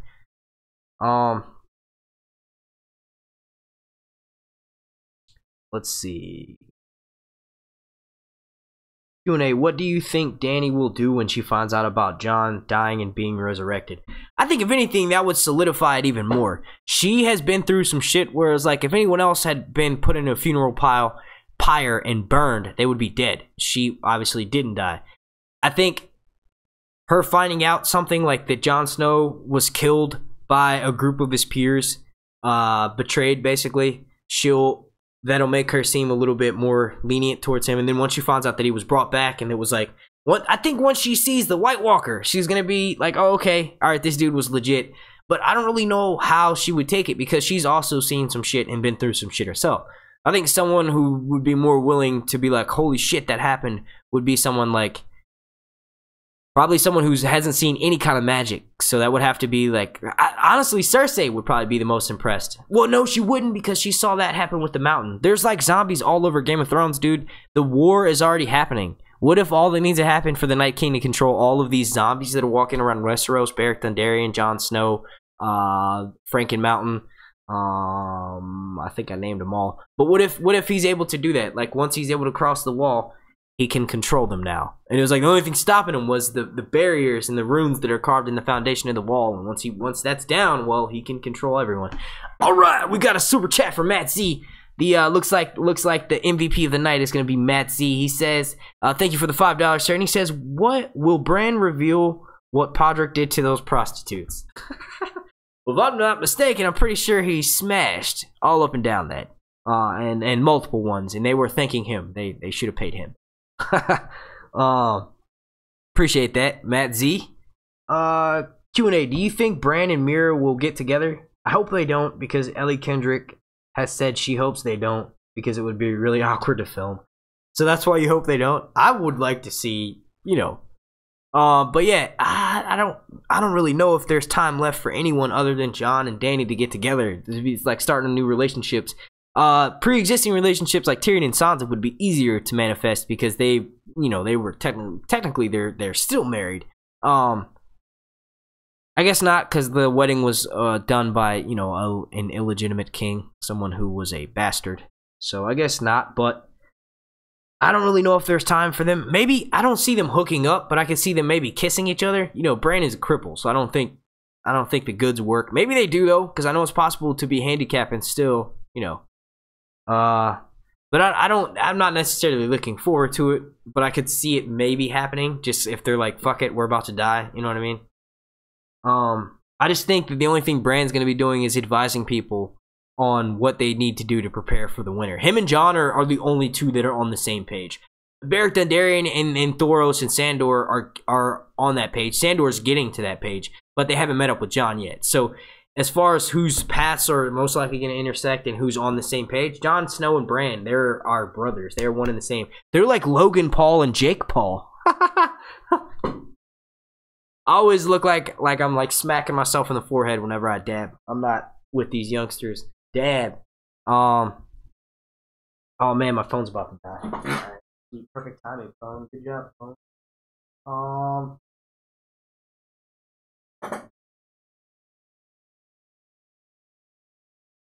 All right. I'll be right back. I gotta go grab my charger for my phone. It's literally 30 seconds.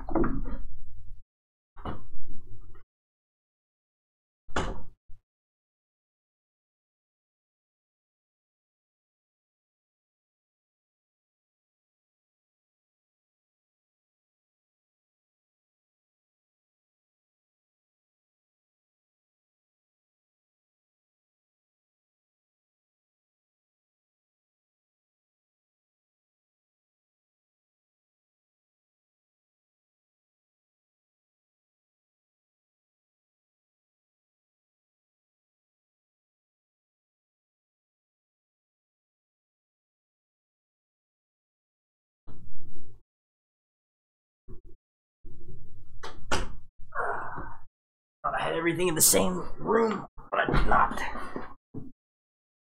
Alright. Hopping back on track here. Alright, so let's see.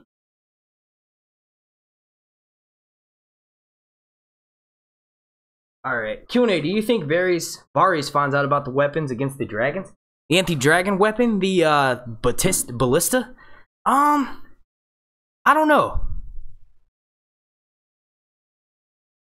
I mean, I would say easily, like, yeah, if I knew for a fact that he had his little birds on lock, and if this dude doesn't know something like the White Walkers, I don't really know where his range extends. I mean, he is in Dragonstone, so it wouldn't be too far-fetched to see him maybe getting word to some of his little birds and finding out about that. What would be interesting, I could see that, using that as a kind of like a theory here, maybe they tell him what the weakness to that weapon is or how to destroy it quickly other than just burning it. Maybe if they get troops on the ground and they're able to get up to the weapon and it's mounted somewhere, maybe they know, you know, there's like a fail switch. I don't know. I was kind of trying to vibe off that. But yeah, I think that there's definitely potential for that to happen. I definitely think that weapon, see, I don't really like talking about that because I know that weapon is going to devastate me for this season. It's probably going to make me be like, oh, god damn you, Game of Thrones. I know it's going to take down a dragon. If it doesn't take down one, it's going to mortally wound it. Whereas we see it die within the next episode. Like, it's going to happen.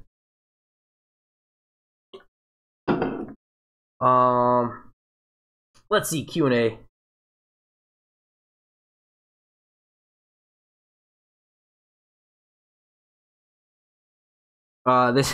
Do you believe in the White Walkers?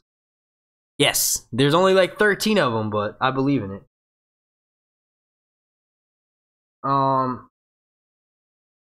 Lady Warrior of House Brady says 702. What's 702?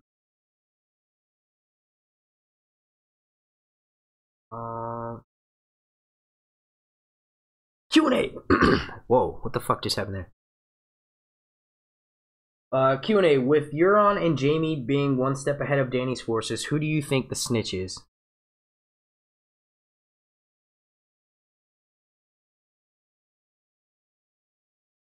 Sorry, hang on, I just got a text message.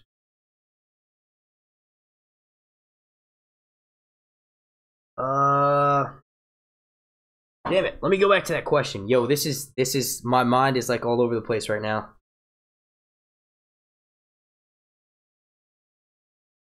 Okay, so here we go. Q&A, with Euron and Jaime being one step ahead of Dany's forces, who do you think the snitch is?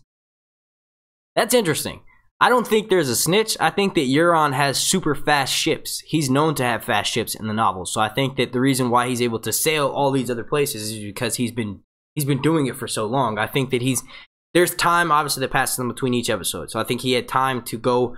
He basically got back to, let's say if it's in the course of a day, he was able to get back with Yara and Alaria and Tyene within that morning. Because remember that happened late at night? Let's say he was able to get in King's Landing and he's parading them through the streets in that morning. They were coming from Dragonstone. Dragonstone is a hop, skip, and a jump from King's Landing. So let's say that was that next morning. Then let's say a few more days passed from where the Unsullied were able to take Casterly Rock. So he was able to sail back down around King's Landing, down like south of Westeros, and then back up and around Casterly. He obviously didn't sail all the way up. Can't go that way, right? So you have to go down and then around. So it just wouldn't take that long. I don't think that there's a snitch though. That could bring up some, potential plot twists, but I don't think we'll have time for that. I keep saying that, but we might, because they've spent a lot of time with a lot of talking, man. A lot of talking.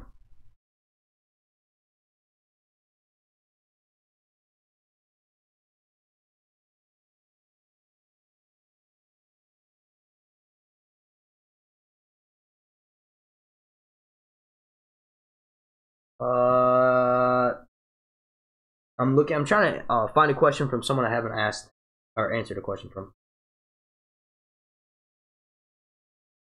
Q&A, the Mountain versus the Hound. Who wins? Well, honestly, if the Hound, he still is limping. If the Hound doesn't have like a super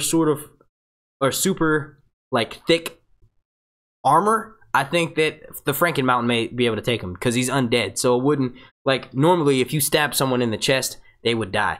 That's not the case with him. We saw him take a meat cleaver to the chest last season. Remember those weapons that the High Sparrows, not the High Sparrows. Wait. No. And they weren't the Faith Militant. They were just the Sparrows. The weapons that the Sparrows had, it was basically like a big bat with like 4 huge wood blades on it, and then they stuck it into his chest, and he was like just basically shook that shit off like it was nothing. So I honestly, if I'm just gonna say it, and no favoritism here, the Mountain would wipe the floor with the Hound. When you look at both of their capabilities. Like, yes, the Hound is a killing machine, but he's already dead. You can't kill dead. What is dead may never die. You know what I mean? So I think the only way to take him out would be a beheading. And his armor is so thick, I couldn't see. I mean, I guess if one person is able to kill him, it will be the Hound. I just don't know if we already did get Clegane Bowl back in season 1, so I don't know if we'll get it again.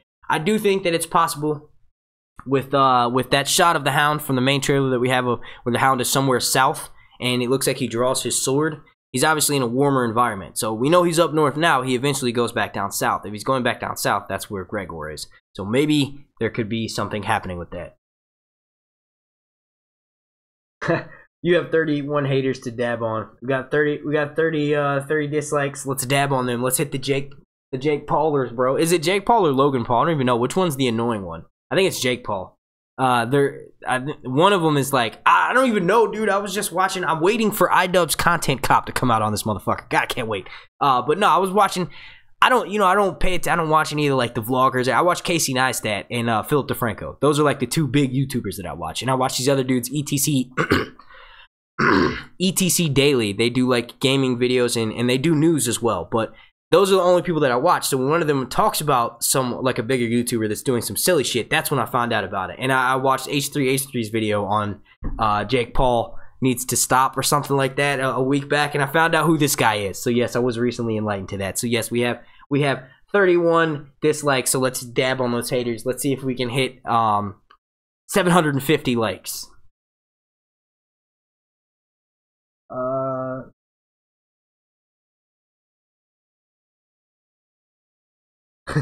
This is from Kenny T, and he says, Q&A, you single though? No, I'm not, but I'm not interested in men. Unless that's like some sort of nickname, I'm not sure, I don't know. Let's see, Q&A, which dragon do you think will die? I think the youngest, Viserys. What? There's a dragon named Viserion. Is that what you probably auto-corrected you. I don't think there's a youngest dragon. They were all pretty much born at the same time. If you mean the smallest, I don't necessarily know if it'll go by that. If anything, what that tells me, if it's smaller, it's a harder target. You know what I mean? So it's flying through the air. Usually the easiest one to hit would be someone like Drogon. Because Drogon is the biggest, it's hard to hit a moving target as it is. And they were able to plant... That's another thing I forgot to mention. Alt-Shift X made a really good point in bringing that up in his videos. And obviously, I'm pretty sure anybody who's subscribed to me has heard of Alt-Shift X or has subscribed to them themselves. But he made a really good point to say it's hard to hit a moving target, let alone one that's moving massively towards you, burning everything around. So it's going to be hard for them to... Damn, dude. It was, yes, the bolt pierced through Balerion's skull, but... Valerion's head was just laying there, and it was a skull. So not only is there dragon hide above that, but it's also going to be moving and flying and burning everything in sight. Oh shit, we got a super chat. I missed that. Let me scroll back up to it. Where did it go? Oh, there it is. This is from Matt Zini. He says, Q&A, fuck them haters. Thanks, man. Thank you.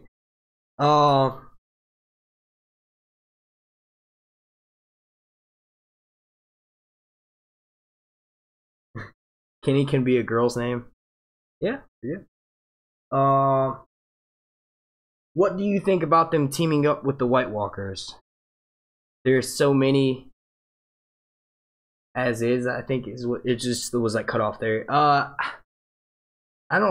do I think about who teaming up with the White Walkers? I don't think anyone's going to be teaming up with the White Walkers. The Night King is as of himself. There is a rumor that Cersei will try to strike an alliance with them, and if that's the case, Cersei, you are a fucking moron. They're not gonna, the only thing that they want, yeah, they'll let you be their ally, as in they'll kill you, and then you'll be under his control. I don't think anyone is gonna be aligning themselves with, the Night King. Q&A, can we get some more Lyanna Mormont, please? I do think, I'm sure she'll have some more scenes. Almost every scene she's in, she's always, like, saying some really, like, pivotal shit. Alright, so we are at this point where we are 1 hour and 43 minutes into this live stream. So anyone who's in the chat right now, I assume that you've been watching this whole time. You stuck in with me this hour and 43 minutes. What I'm going to do is pull up the Nightbot station, and Nightbot will randomly select a winner for this lovely Daenerys Dark Horse figurine. So let me go ahead and grab that once again. Oh, it's going down. It's going down right now. All right, give me 1 second. Nightbot. Giveaways.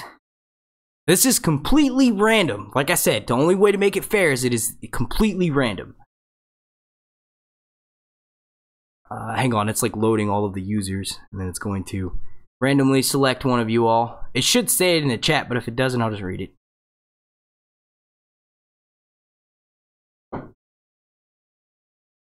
Hang on. It's like delayed because there's so many of y'all right now. That's what's up. I didn't realize there was that many people still watching. I thought we had gotten down to like 430. I thought we were at like around 400. Let me check.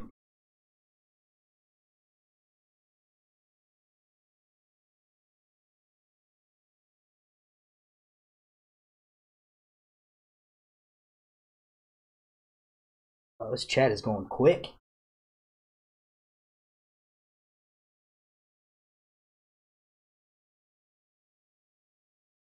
Alright, so the winner of the Sir Hunt's Reviews, this giveaway that I've been having going on for like 2 months now, the winner is Kenny T, which is really funny because they just asked me if I was single. So I'm about to have your address. So if you are a girl, like you say, and I'm sending this to you, maybe I'll put a little love note in there. But congratulations to Kenny T. You have won this lovely Daenerys Dark Horse figurine. To get your details, your address, just message me on here, on YouTube or on Twitter. That's my tag sign right there.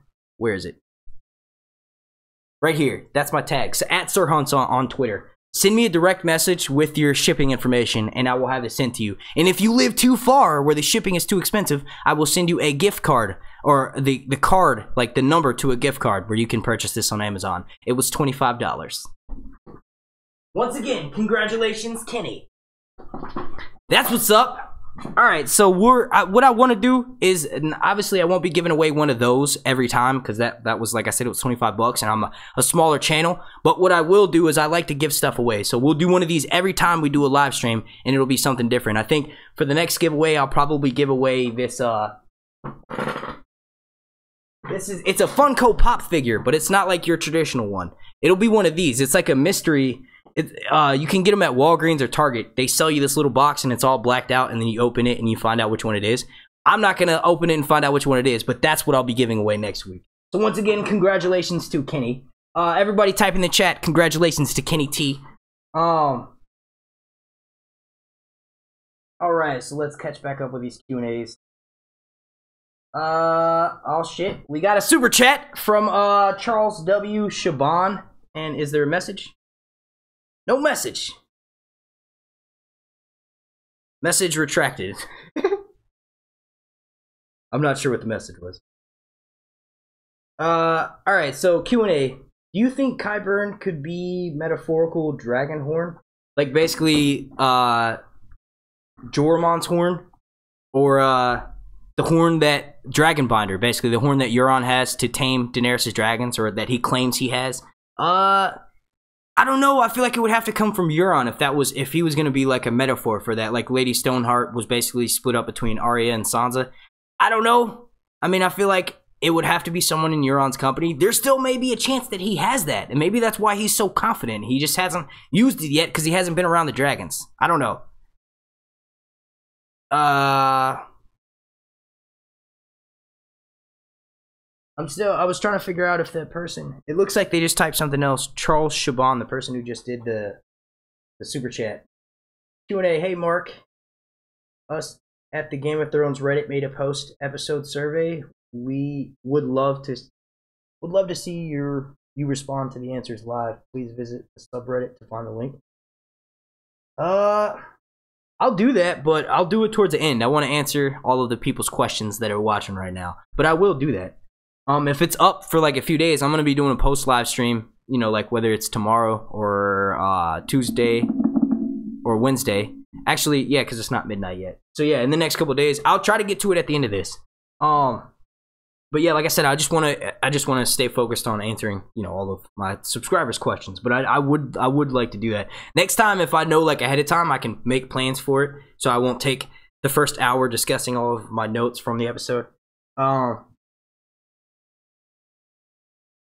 of Beer, what's up, bro? I like that name. You were in here in the chat that one time. I haven't seen you since then. I like that name though. I remember that name, Thoros of Beer. That's very clever.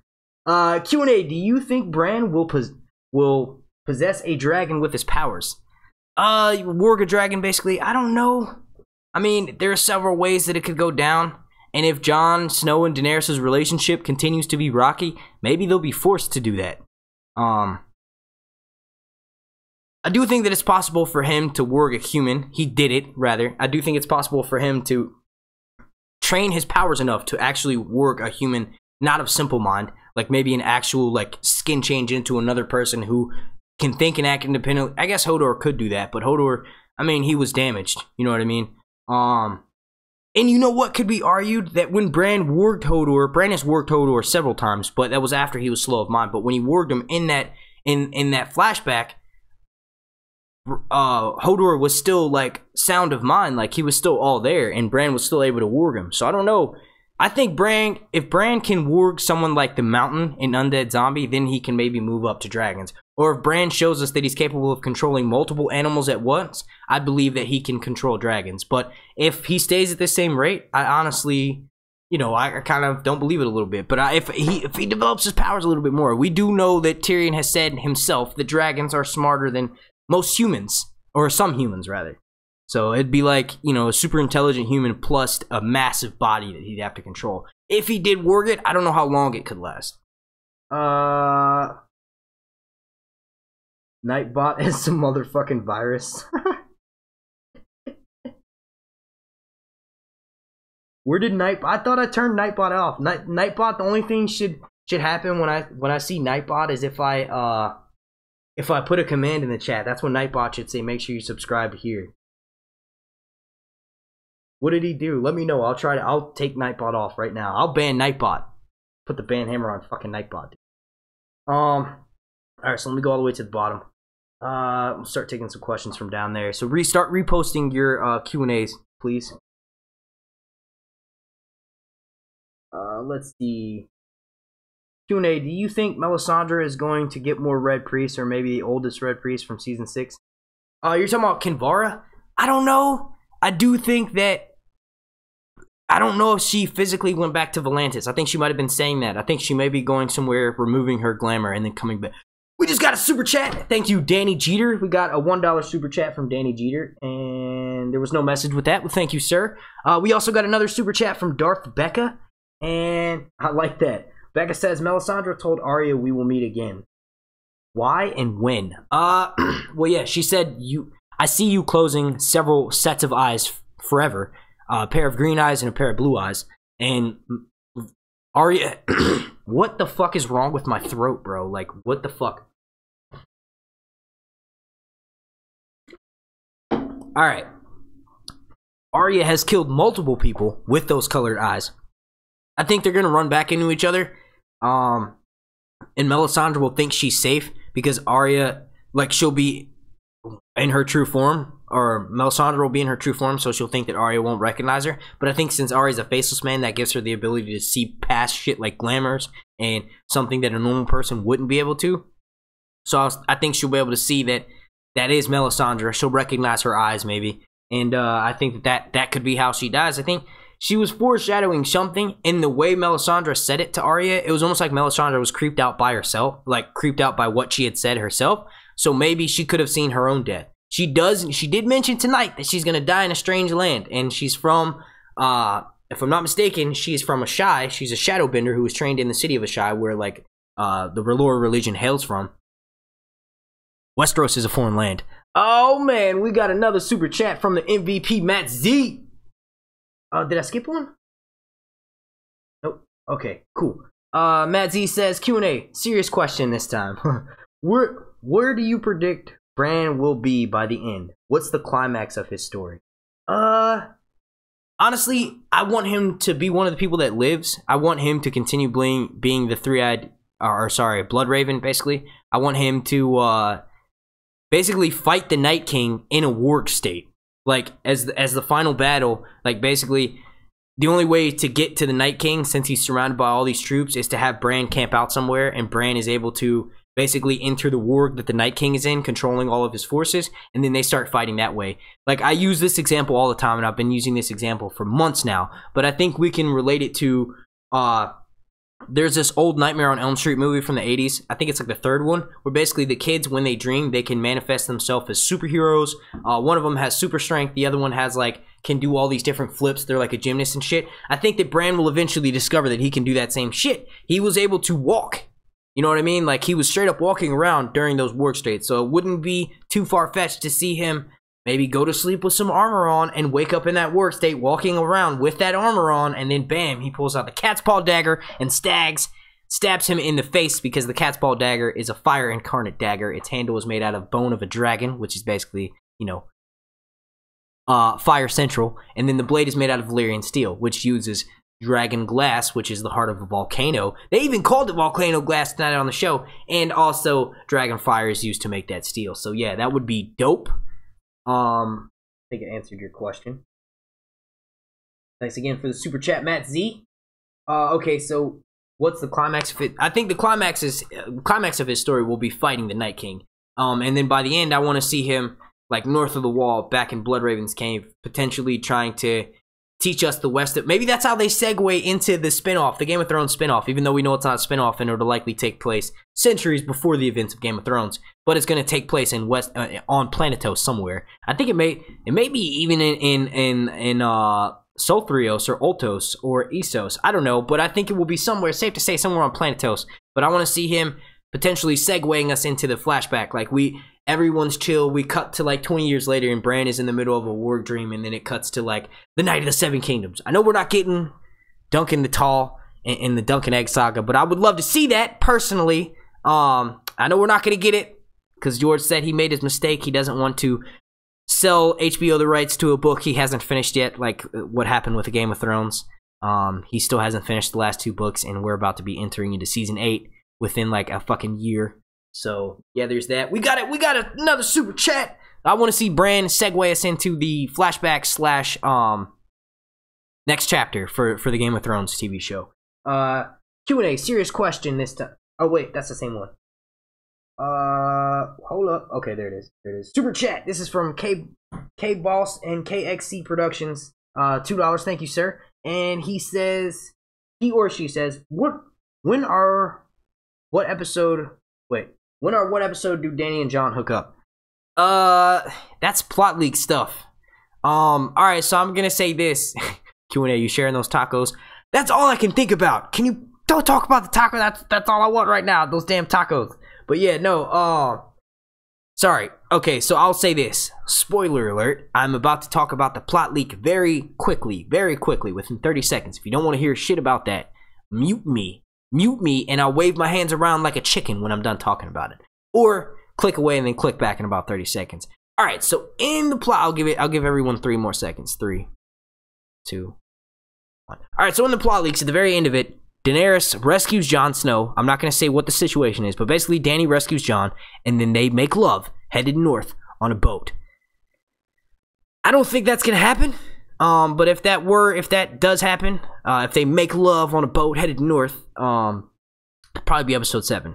Yeah, there were some stuff that leaked about episode 6, but I don't want to know about those. There was even a title leaked for episode 4, and I don't want to know about it. I know about it now because I watched the trailer for it, but I'm just saying I didn't want to know about it because what's the fucking point? We can wait a few more weeks to find out. I don't want to know no motherfucking spoilers, and I promise you, there's already certain words that are triggered. Nightbot will ban your ass if you start talking about that. I'm just giving you a heads up. I'm just saying. But, okay. So, yeah, spoiler talk done. Spoiler talk done. This is for all the people who are that have me muted right now. Alright, so scrolling down. Alright, so yeah, spoiler talk is done. We are moving on to questions again.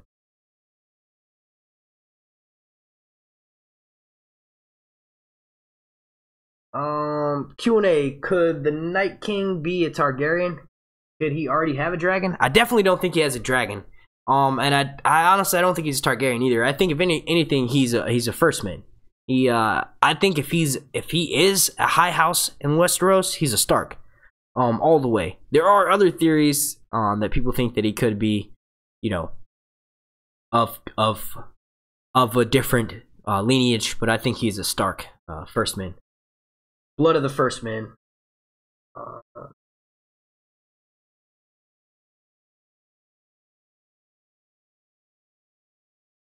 Some random asshole 7835667. I like that fucking name. Q&A. Did anyone else see that dick me down look Daenerys gave Jon? Yes!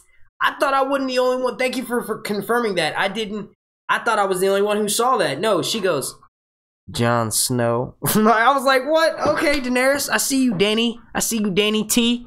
Danny T trying to get some tiny pecker Jon. I know you're not a god. You've got a tiny pecker. Oh man, Jon Snow with his tiny micro penis. Yeah, Daenerys, I definitely saw that. Thank you for confirming that. I thought I saw that too. I was like, look, what was that, Danny? I don't know. I don't know. I wish she looked at me like that. I will say that.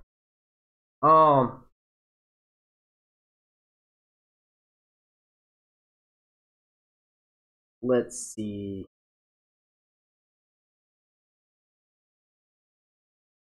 Q&A. Why does Bran seem like he's in a trance while talking to Sansa? Is it possible that he's warging without actually having to show his eyes warg?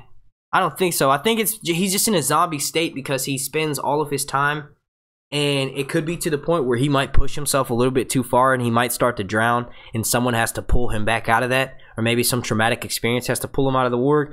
But I think he's just in that zombie state because he's so tired. You know, he's been north of the wall, he's been traveling, he probably hasn't gotten a good night's sleep or something to eat proper in months.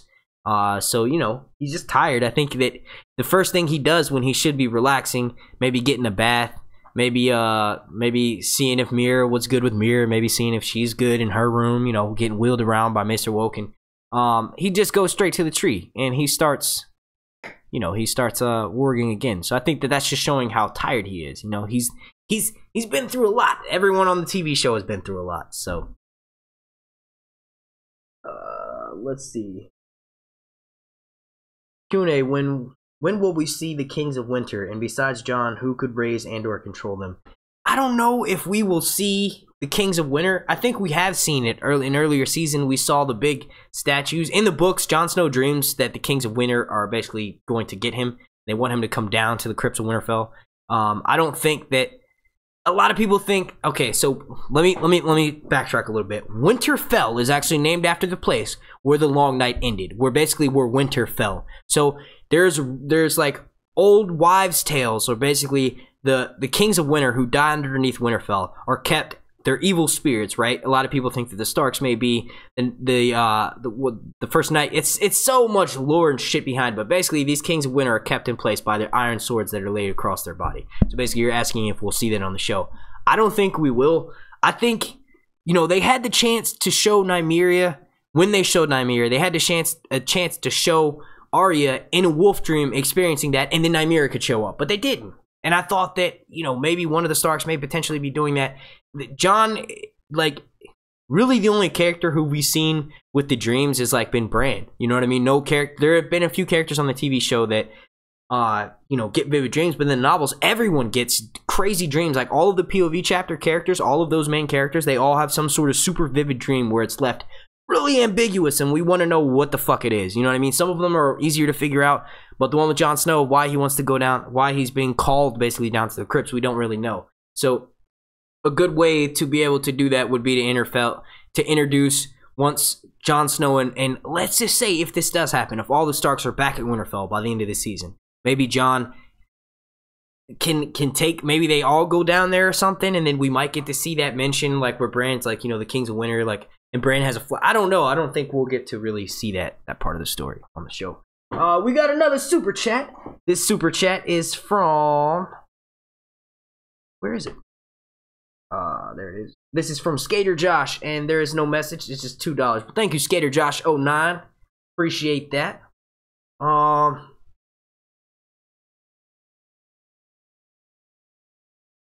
Q&A. Doesn't it make sense that Melisandre is the snitch? The mention of her being from the Summer Islands, Euron was a pirate there. She could have... I don't think that they're going to do Dany's 3 betrayals on the show. I think they had the perfect chance to do that by having Daario Naharis betray her, and he didn't. I do think that Daario will be coming back up into play. I don't think that he's a stowaway on her ships. I did think that, but I don't think that anymore. I do think that Daario will be coming back into play.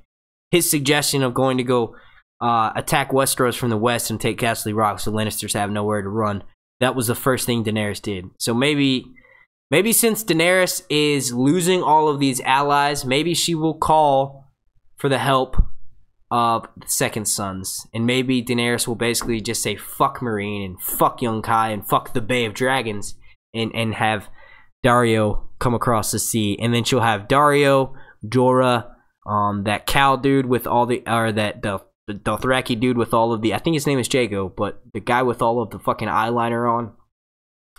And you know, Tyrion, all of them fighting for Daenerys, and she's just like, I've got men everywhere, you know what I mean? I don't know. I don't think that we're gonna get 3 betrayals on the show. I think Dany's already suffered enough loss. She's lost like half of her fucking alliances, and it's only been 3 episodes into the season. And she may lose a goddamn dragon from these anti-dragon weapons, so I don't know, man. Q&A, where's Ghost? I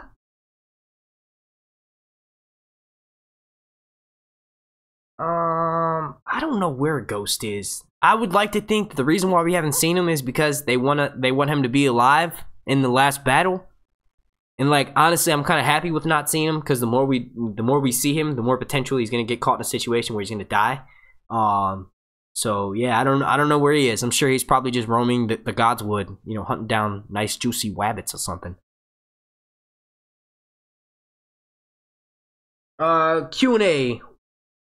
What do you think about Bran in this episode? Like his interaction? I've talked about that a few times. I'll just briefly mention it, and you can backtrack a bit. I've been talking about we've been talking about Bran pretty heavy this episode. I think with Sansa, the reason why he was being like that is because, like he explained to Sansa, he gets bits and pieces, like pieces to a puzzle, and maybe he didn't see the part where she got raped, so he was just bringing up the fact that she was obviously forced into being married, but maybe he was trying to like make light of the situation by saying it was a beautiful night. I don't think he's seen that she got raped. The Q&A, what role do you think the Hound and the people with him, the Brotherhood without banners, what role do they have in the rest of the story? The show had been vague like last season. We just knew they were headed north, but this season we know they're headed to Eastwatch by the Sea. They're probably going to be showing up at Winterfell the next episode, along with Arya. We didn't see Arya at all this episode. I think Arya shows up at Winterfell. I think they will be quickly arriving there after that. We know that their ultimate goal is to go and fight in the War for the Dawn. So they're going to be the show has made it really clear by showing us that they're going to become some of Jon Snow's greatest allies. He doesn't know it, but he's got a band of brothers from all over the Seven Kingdoms coming up to help him out in a time of dire situations. Someone who can bring people back to life, and that may be needed coming up when they go north of the Wall. Q&A, did you notice Davos was totally appreciating Melisandre? Yeah, and I noticed in the trailer, there's a Conan interview. They all did. Conan was at Comic-Con last week, Conan O'Brien, and he did an interview with all of the people that come. I don't even, it was, okay, god damn it. Melisandre and Davos were there, along with Sam, Sophie Turner, Brienne of Tarth, Jacob Anderson, he's the guy that plays Grey Worm, but basically, the question was asked from the audience. It was basically asked Davos as to, will Davos ever have a sex scene? And Davos says, would you not rather see a young woman's ass? And he said ass, and Natalie Emmanuel looked at him kind of funny, like, whoa, dude, we're British. You're not supposed to just say it like that. He's like, or would you like to see my ass? So yeah, I don't know. What was the question was, did I see them check? Yeah, I did see it. He was, I think he was trying to basically not flirt with her, but more of like be more like as inviting as she was. Because when they were outside, like I said, Melisandre was welcoming, but when they got inside, it switched up. It's like, okay, I gotta be serious now. I did see Sam Flanagan said Ghost is with the pack. Oh, that would be sick if Ghost was with Nymeria's Direwolf pack. That would be fucking sane. I would be like, okay, so the books got something. I mean, the show is still taking a little bit of something from the books, because in the novels, the only one who can mount Nymeria is Ghost. Nymeria is in fact bigger than Ghost, but you know it's Nymeria then Ghost, and then I think Rob's Wolf, Grey Wind, and then Summer, and then Lady, and then Shaggy Dog. No, Shaggy Dog's not the smallest. I can't remember.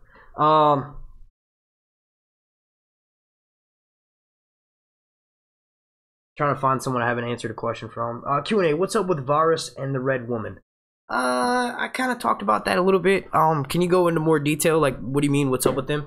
I do think that Melisandre could either be headed to Volantis to go in, maybe talk with, to bring Kinvara back into the picture, to basically bring them over to Westeros so that they can take on her role, because I think Melisandre knows her journey is almost up. She said she's going to die in a strange land. So maybe her goal is to go back to Volantis and bring those Kinvara and the other Red Priests back into the fray and bring them over to Westeros so they can advise Dany and Jon once they go. Maybe she did go back to Volantis to deliver the information that there is 2 people that qualify for the prince that was promised, or you know, the prince and the princess that was promised, and we need to figure out, you know, maybe a little bit more as to why that we interpreted that prophecy so long. Maybe they can teach her how to read her fire visions a little bit better, you know what I mean? Maybe she won't ill-advise them and make them lead off to their death like with Stan. It's like, oh no, you got this, bro. All we gotta do is burn your daughter, and then the snow will be cleared up.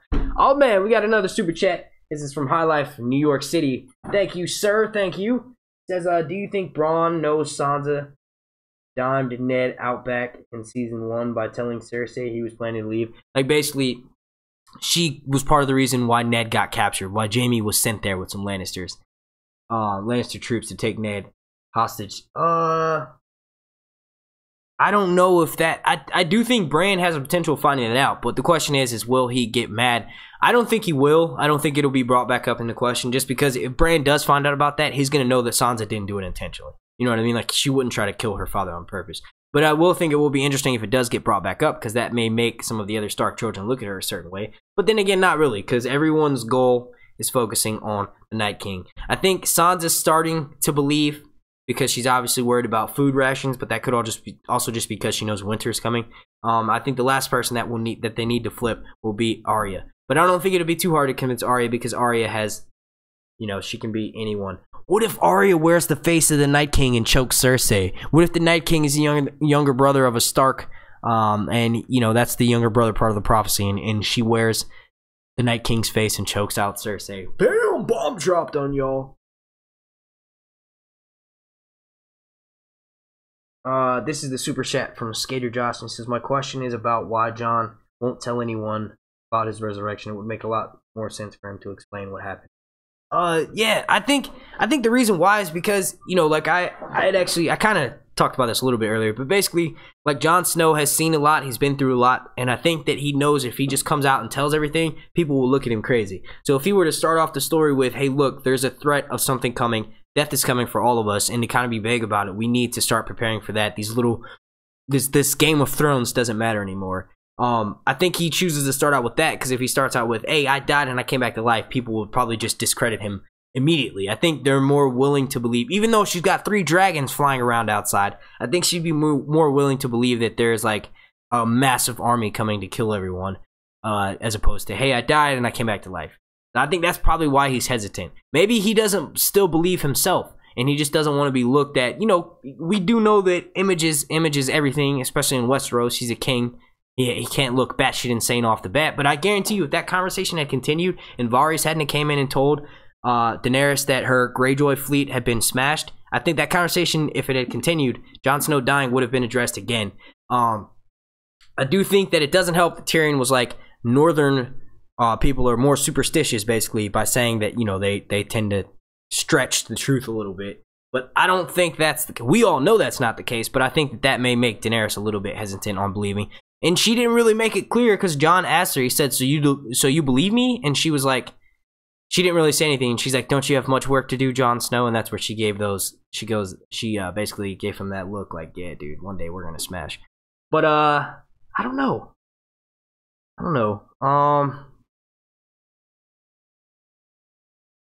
Let's see. All right, so we are almost at the goal of 12,000 subscribers. Okay, we've been rocking this for 2 hours and 13 minutes. I'm gonna be wrapping it up soon. That doesn't mean you can leave right yet. Don't leave yet. But yeah, the goal, let's see if we can hit that. That's 18 more people. I guarantee you there's probably like 100 of you. Damn, we have 526 people watching right now. That's what's up. With the 500 people that are watching right now, I guarantee you at least 18 of y'all aren't subscribed. Please go ahead and slap that like button, slap that subscribe button, and welcome to the fray. That way you'll get this kind of content when we have to wait a year. In another 3 weeks, when we have to wait a year to get some more Game of Thrones content, people like me and us other Game of Thrones YouTubers, it's our job to entertain y'all in the long night. So subscribe. But we can hit that goal. 18 more. We already hit the like goal that I set. I set 2 like goals. We hit both of those. We smashed those. Let's hit that subscribe let's hit that subscriber goal rather.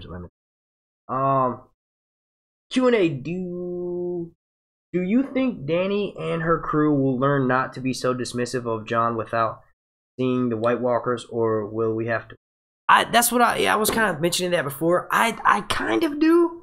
I don't really know though. I mean, I feel like they need to see it with their own eyes. I feel like someone who has 3 dragons should totally should be more open and willing to stuff like that. Like they should, like, come on, dude. You have 3 dragons and you're not gonna believe someone when they say that, hey, look, there might be some actual pure evil. If Daenerys believes herself is good, she has to believe that there has to be some sort of evil to exist. Like, she can't just have dragons and there's nothing to counter that. You know what I mean? Like, I don't know why Varys' little network of spies haven't told him about this. I guess there are no orphans beyond the wall because everybody was sacrificing the bastards to the fucking Night King. And that's why the Night King is coming south, because he didn't get little Sam. But someone, oh my god, we hit that goal. 12,010 subscribers. Fuck yeah. So y'all have just been sitting around not subscribing yet. You waited for me to ask. Well, I'm going to ask you again. Please subscribe to Mark here on YouTube. I can do ASMR. And we also got a super chat from Matt Z, the MVP of the motherfucking night. Matt Z says, quick question, just for laughs here. Last one. Will any of these happen? Arya and Gendry, Tormund and Brienne, Sansa and Pod. Great stuff tonight, man. I'm gonna need about tree fitted back, though. You know who it was? It was the goddamn Loch Ness Monster. You know what he wanted? His goddamn 350. Yeah, that's a fucking awesome episode of South Park. Oh my god, that just made me crack up, dude. That is so funny. That's hilarious. All right, so let's answer your question. Thank you, man. This dude is sick. All right, so Arya and Gendry.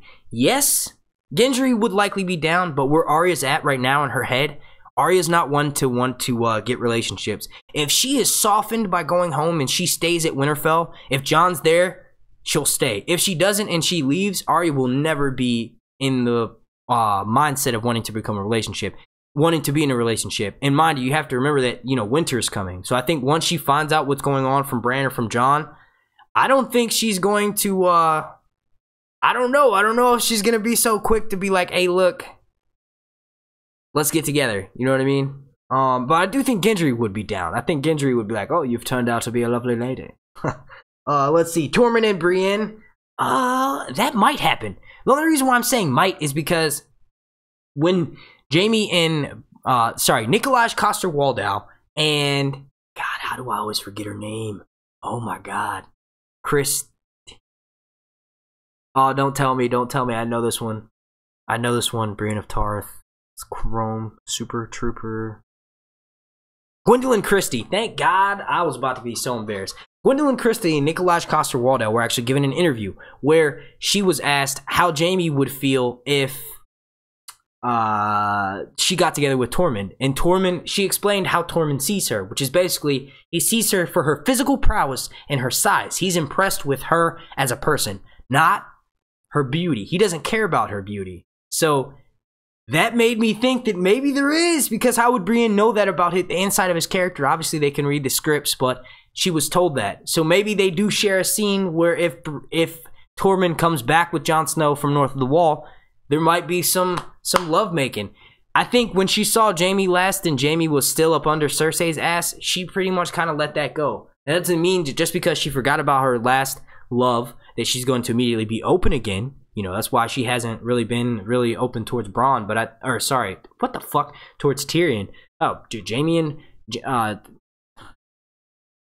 Oh man, I'm just having a brain fart now. I'm just so excited. We were able to hit so many fucking goals tonight.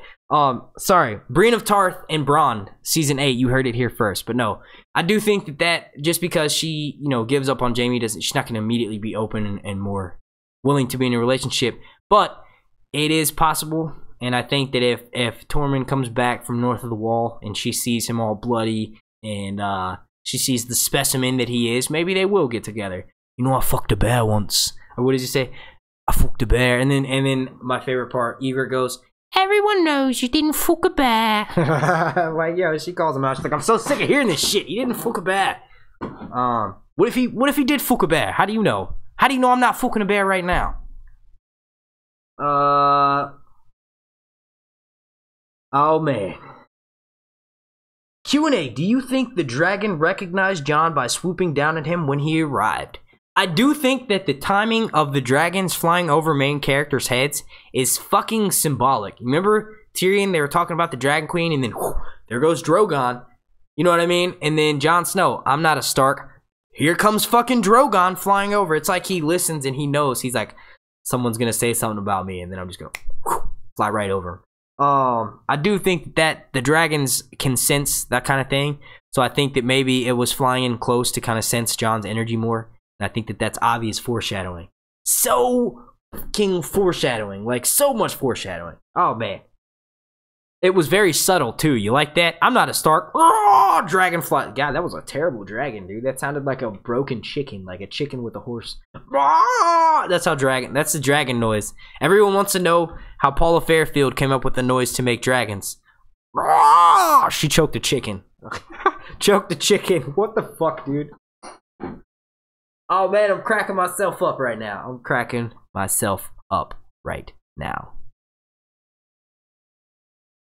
Everyone knows you didn't fuck a bear.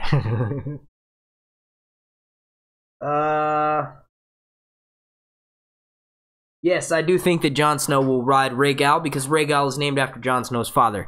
I honestly think that Tyrion will mount a dragon before Lord Snow.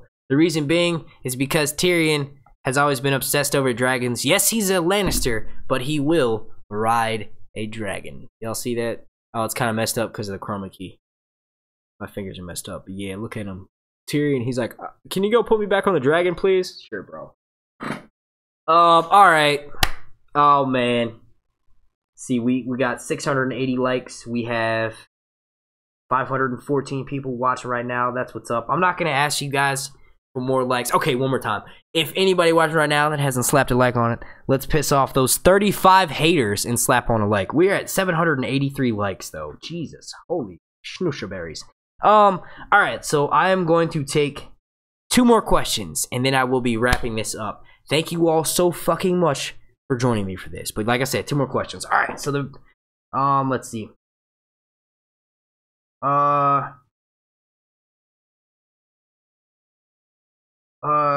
Q&A, do you think Gendry has any connection to the people who built the dragon crossbow? I have seen that before. I don't think that Gendry would be as stupid as to go in and enlist himself to work. I do know that Qyburn said they had the greatest blacksmith and the greatest weaponsmiths in King's Landing build this and made it think it was in a dire situation, so it was like overnight whipped up. I think Gendry would be silly to go and put himself that close in danger's arms, is what I was going to say for some reason. In harm.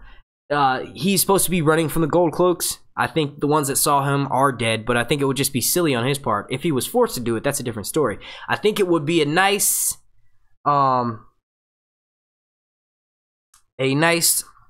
callback if he's able to, and someone in my chat had said this, so this was not an original idea for me. This is from someone else.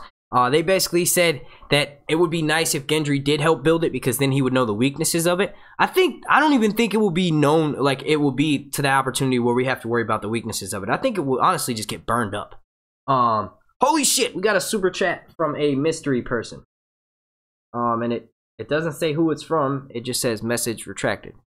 Whoever just gave me $10, thank you. I don't know if it goes through if it gets retracted like that, because I've never seen one that said no name. That was weird.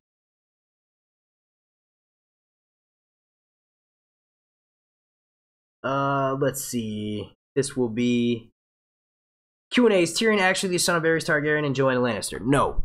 The only people that may be secret Targaryens that are pretending to be Lannisters right now will be Jaime and Cersei.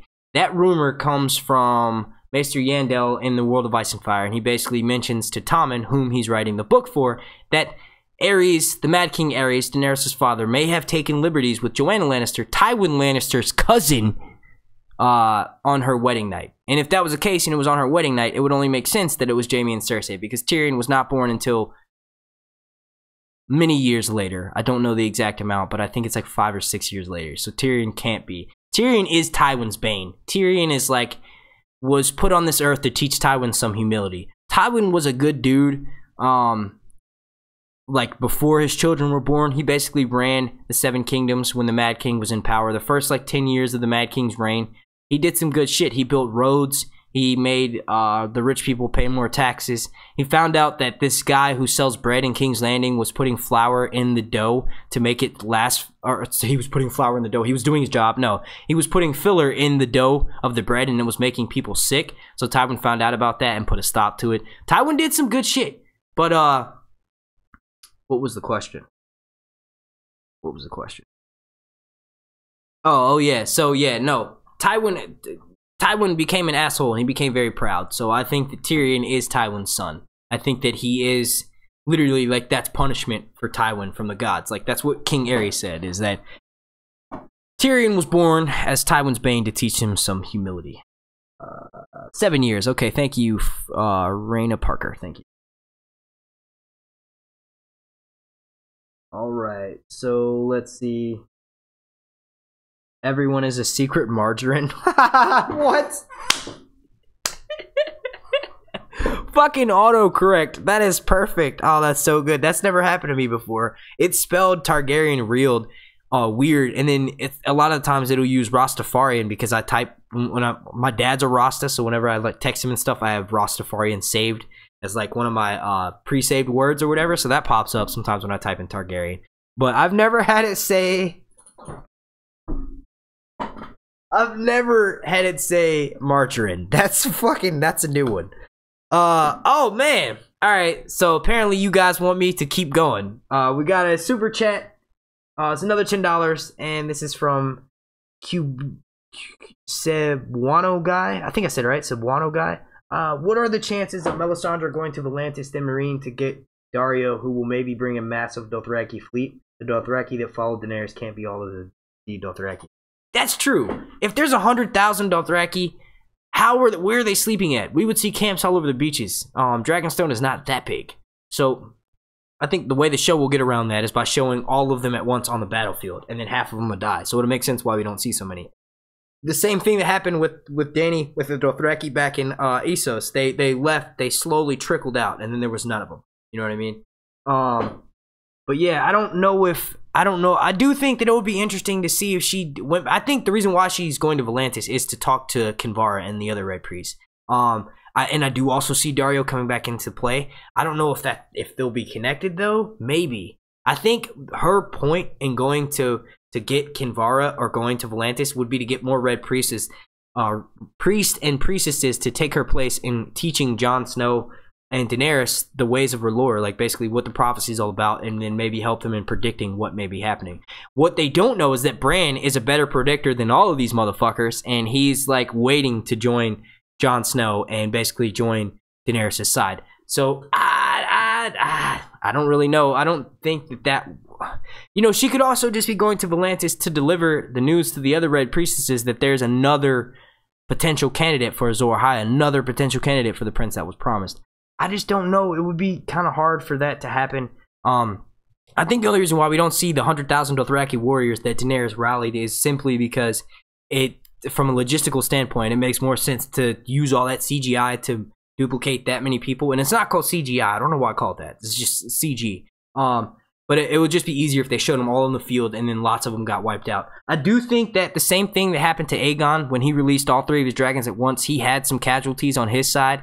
Like some friendly fire, basically. Friendly fire, like literally friendly fire. Like it's, yeah. I do think that Daenerys will kill some of her Dothraki by doing that. As a matter of fact, we're given proof of that in the second trailer they released for Game of Thrones Season 7. There was a group of Dothraki who were riding through flames, and it looks like they were getting roasted alive. There is a scene, Battle of the Bastards. They broke records for TV. They lit more people on fire than any other TV show and movie. The most was like Saving Private Ryan, and it was like 11 that were partially set on fire at the beach. Game of Thrones beat that. It's something like 90 some or over 50 people lit on fire at one time for a long time. It's insane. It's gonna be nuts. And I do think that Daenerys will end up killing some of her own troops. I think it'll be sad, but hopefully the guy with all that super thick eyeliner gets taken out.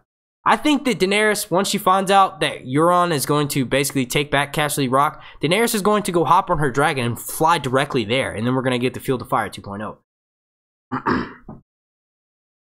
I do think that by the time we see Jaime again, I think that Jaime will be back at Casterly Rock. I think his next stop is to go there. I think he's probably taking the gold there. I mean, the obvious choice would be to take it back to King's Landing, but you know, because Cersei needs that to pay the Iron Bank. I don't know. You know, you guys gave me a super chat, so I'm gonna answer a few more questions. I know I originally said I was gonna only do 2 more, but you know, I have to. You guys, I do what the people wants. Alright, so let's see. I'll do 3 more questions. This is from Jacob Schimmel, and he says, Q&A, do you think Daenerys is going to lose the war and die in the north, or the wall, like her vision in the House of the Undying? What war are you talking about? Her war with Cersei? You said war in the north, so I'm assuming you're fighting in the war with the White Walkers. I don't think either her or Jon is going to die as a result of that battle. I think that one of them will die. This is like for 50%. If the Nissa part has to be true, I think one of them will have to die before they actually go and fight the battle. But as far as Daenerys, I'm going to say no. I think Daenerys is the one that needs to live, but, you know, it's looking more and more like Jon Snow may be that person. I'm not sure. Love your green screen, Mark. Well, thank you. Thank you. This is actually a poster. This is a TV behind me. It's not a green screen. No, I'm just kidding. It's a green screen. I call it a chroma key.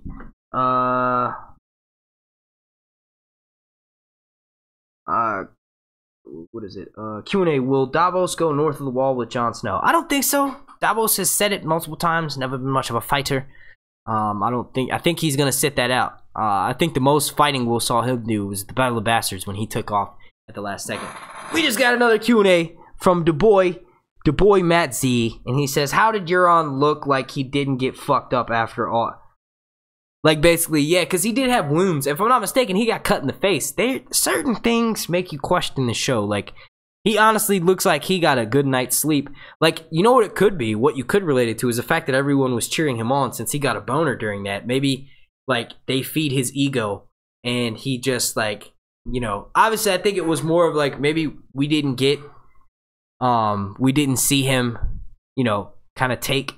I don't know. I don't really know. I honestly can't answer that. I think we gotta ask Dan and Dave that. Like, hey, where the fuck were your scars at? Or at least scabs. Like, he definitely got cut in the face and smashed a few times, stabbed in the back. You know, we didn't see him with any bandages or anything like that. So maybe he can heal himself. Maybe he's got a maester on the Silence. Maybe he's got a maester on his ship and it's got like some super healing balm. We do know that this man has traveled the world, and if anyone would be knowing about some quick healing shit, it would be him.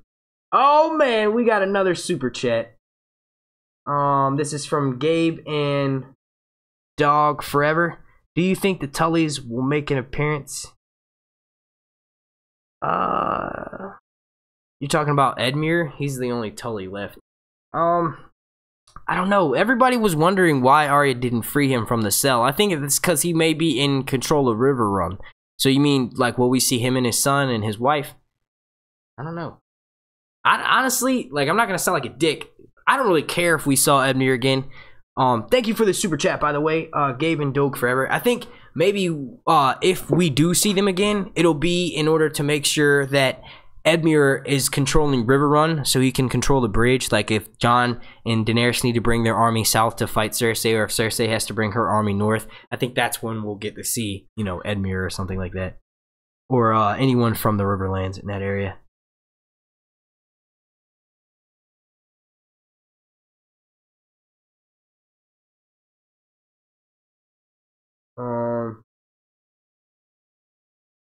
Q&A, do you think all the Red Priests know what Varys saw in the flame? Or what Varys saw in the flame? Mel seems to know something as well. Do you think it was the name of the person who's going to kill him?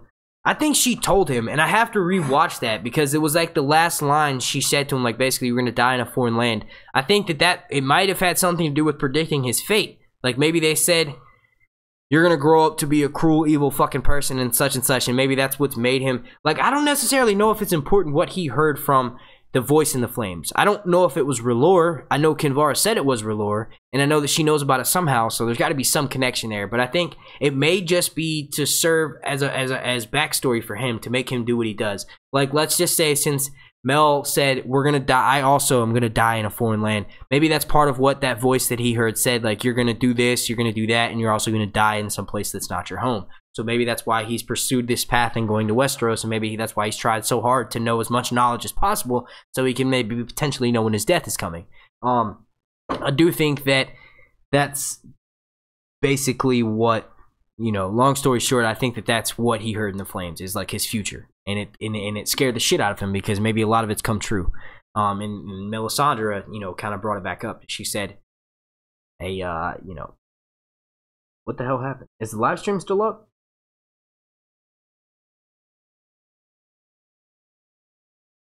We still should be good. I haven't dropped any frames.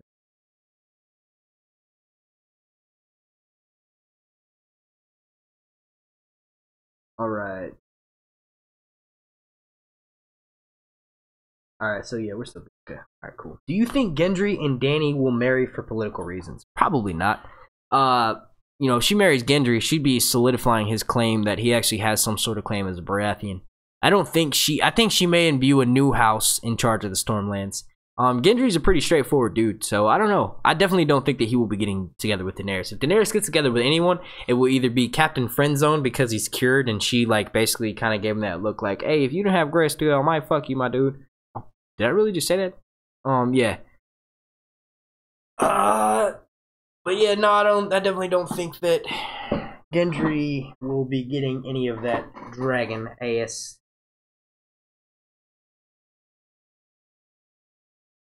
Q&A, can the dragons reproduce? They can lay dragon eggs, but dragons do not physically mate. No, they can be they're asexual, or what is it called? There's some sort of scientific name where they can switch sexes.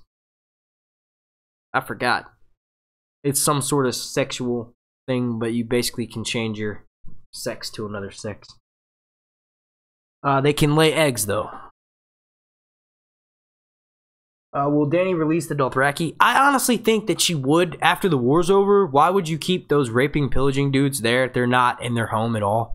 I do think that some of them will probably remain and try to integrate into Westerosi society. I don't know how easy that would go because they're basically like, maybe, you know what? Maybe they would feel more at home in the north with all of the wildlings that Jon Snow saved because they're very similar cultures. Daenerys, you know what? The parallels are insane. Daenerys got a group of wildling savages. Jon Snow got an actual group of wildling savages, and you know, like they're coming together. Their parallels, their journeys have a lot of parallels.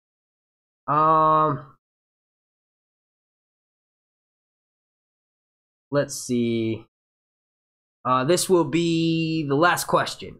Q&A. Why did Rhaegar name his daughter Rhaenys instead of Visenya?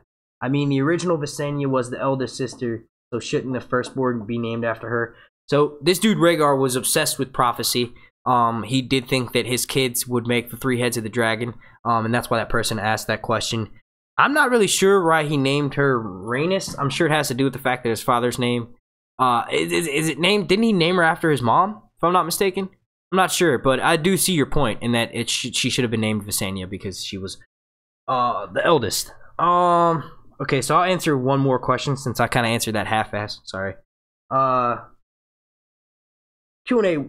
This is from Rob Wood, and he says, Q&A, what up with the Littlefinger? I honestly don't know what the fuck Littlefinger's doing. Littlefinger is blowing my mind with his stupidity. I do think that he actually gave Sansa some sound advice. She can use that in almost every aspect. Oh man, you guys want me to keep going, huh? Let's see. Thank you, Peter the Noble. This is from a moderator. Q&A. Why wasn't Varys there to defend Ned when Dany says that Ned helped Robert to try and kill... Wait, hang on. Why wasn't Varys there?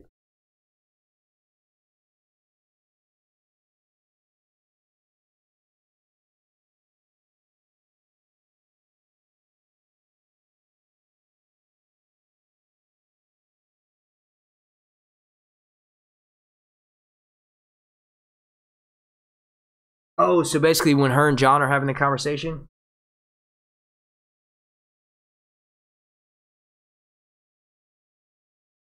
I don't know. I feel like Varys was just missing from that scene, but if he had been there, I'm sure he would have brought that point up, because Varys, like, had made a point to say, talk the shit about Melisandre, so I'm sure he would have interjected. That's like the common thing. Jon Snow and Daenerys get respect, but not so much because they have such big councils and they value their advisors and they're basically their friends. They allow them to speak out of turn. So if Varys had been in the room, I'm sure he would have stuck up for Ned and be like, actually, Ned wanted nothing to do with killing you. He knew that you were a child and that children don't deserve to die or be punished for the sins of their fathers. Another repeating theme in Game of Thrones. Oh man, we got another super chat from El Bia, and she says, Q&A. Will Jon's, thank you by the way, El. Will Jon's explanation about the knife in the heart comment cause Dany to stop asking him to bend the knee? Like, basically, if she finds out that Jon Snow died? I don't know. I think the main point of that comment was to bring us the idea of Nissa Nissa. Like, maybe when Melisandre goes back to Volantis, the full-out prophecy will be discussed, and she'll explain to the other Red Priestesses, okay, there's two of them. One of them has to be Nissa Nissa. Which one is Nissa Nissa? I need your help so that I can tell that other one that they're going to have to sacrifice themselves to save the world. I don't know if that will cause her to stop asking him that. I think they'll basically come to a mutual understanding wherein as Jon is a good dude, he will help her. I think he would have bent the knee if she had said, yeah, bro, let me take care of Cersei. I'll come and help you out afterwards. But hey, you need to bring some proof. I don't know why that wasn't brought up. Why did no one say, hey, bring some fucking proof and I'll believe what you're saying. Can we go hop on a dragon and go fly up north to the wall and we'll go fly over the White Walkers? I'll show you. I'll show you right now, Dany. Come on, we can get up there and, like, you know what I mean? I don't know, dude. Here's a question for you guys. Do you think that snow would affect a dragon's ability to fly? Do you think, obviously it'd still be able to fly, but I'm saying, do you think it would fly, you know, worse? Do you think it would have to land and take a break at an airport like an airplane? They are the size of 747s. And we have another super chat from the boy Matt Z. Thank you, sir. And he says, how will Varys and the Red Priestesses die? Varys, I don't know. I've never even thought of his death. I honestly thought that he would just go on a journey and just disappear. Like, we just wouldn't see him until the last episode, and he shows back up and he's like, oh, I had to go take care of some shit. I could see him dying as a way to, I don't know what purpose he has left to serve. Like, if he was telling Daenerys, if Jon Snow hadn't came so early on, if we had a full 10 episode season, I'm sure Jon wouldn't have came so early. Varys' purpose could have been to inform Daenerys about the Long Night. And I don't think he is. I don't know. Because I don't know what role he has left, it's hard for me to predict what role he'll have going forward in the future. And since it's hard for me to predict that, it's hard for me to also predict how he'll die. I think, I don't know. I think maybe he'll get stabbed. Maybe he'll be one of the pawns that, maybe Cersei is able to kill him. Maybe Cersei attacks Dragonstone when Daenerys goes up north with Jon Snow. And maybe in that process of Cersei ransacking Dragonstone, Varys is still there and he's killed. I don't know. That's a really good question. I might do a video on that. How will Varys die? We got another super chat from Matt Z, and it's $1 with no message. Thank you, sir. What's up, man? Matt Z, be my sugar daddy. That's a good one. Did someone say something about the margarine? Oh. Oh, I missed out on that conversation. I thought someone had brought up the everyone is a secret margarine. D9 autocorrect. Everyone in Game of Thrones is a secret margarine. Everyone's secret butter. That's such a good autocorrect. That's so good. I want to tweet that right now. That's so good. That was such a good one. Your phone was like, nah, you meant to say butter. You meant to say fucking everyone is a secret. Because that makes sense, right? That makes the most sense in the world. Alright, so I will be officially asking one last question, and then I will be getting out of here. We've been rocking for 2 hours and 43 minutes now. So please, if y'all haven't already done so, please go ahead and slap some Lizikes. Thank you all for making me hit all these fucking amazing goals that I had. We reached 12,000 subscribers. We reached 816 likes. Oh man, we got up at one point. We were rocking at 1,000 viewers. That's what's up. All right, so the last question. This is from Eric Cartman's Ding Dong, and he says, Q&A, do you think Cersei will actually win this war, or will Dany quickly turn the tide of the war? I do think that it's time for Daenerys to get a win. I think her win will be coming up in this next episode with the Field of Fire 2.0, which will be going down. We will finally see these motherfucking dragons in action, and I cannot wait. I do think that it will also... I don't think these battles between Cersei and Daenerys are going to lead into next season. So if that kind of answers your question, you know, we got 4 episodes left. I do think that it will be snuffed out, and I think by episode 7, the battle between Cersei and Daenerys will be pretty much non-existent. And everyone who has a fucking brain should be focusing on the White Walkers and the Night King. Mainly the Night King and the Whites, because there's only like 10 White Walkers, and honestly, you give me 20 good men, and I'll take out all the White Walkers, dude. 20 good men and some damn dragon glass and a weirwood bow, and I'll just pop it off. It doesn't even need to be weirwood, I guess. No, it could, because then the other Whites wouldn't be able to touch the arrows, you know, because they'd be warded off by it. Oh, that'd be so sick. But yeah, you give me 20 good men and lots of Slim Jims or jerky and stuff, so we have food, and we'll get it done, bro. We'll get it done. All right. So okay, so this will officially be the last question. Okay. If the sword that Mira grabbed from Bloodraven's cave is Dark Sister, do you think Mira should have it or Arya? I've actually done a video on that, and you might have seen it. You can click the link down below if you didn't see it. I do think that is Dark Sister. You know, we didn't really see it this episode, and maybe they're waiting to bring up, because we saw in the promo for episode 4, we saw the Catspaw dagger. So maybe episode 4 will focus on these mystery swords. Maybe Sam will find out about the special properties of Valyrian steel swords again, and more information on it. And in the next episode, when he's writing and copying all those scrolls, and then we'll get the mention of Dark Sister and its importance. I think Arya deserves it. Honestly, if Mira tries to leave the sword with Bran, and once Bran sees Arya's past, obviously Arya is more of a Dark Sister than anyone else. But yeah, I do think that has the potential of being that. But I answer that question more in depthly in that video, which I believe is linked down below in the description. We still have 462 people watching right now, and I hate to leave y'all like this, but I need to get to cracking on that breakdown. I need to get that out for y'all, the breakdown for the episode 4 trailer, the promo. But yeah, so I'm done asking y'all to do stuff for me. Hopefully I entertained you all. Hopefully you guys rocked out with me. You enjoyed this.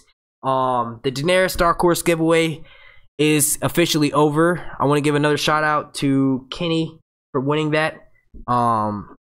Like I said, message me on the back end of my channel, and I will find out your address. If you live here in the United States and it's not too expensive for me to ship it to you, I will ship you the doll directly. If not, the doll, sorry, it's an action figure. If not, I will buy you a gift card for Amazon and send you the promo code for that, and then you can use that to purchase that. And I'll include the shipping and handling in that total sum of the gift card. It'll be like $30 total. So, but I'll make sure everything will be covered.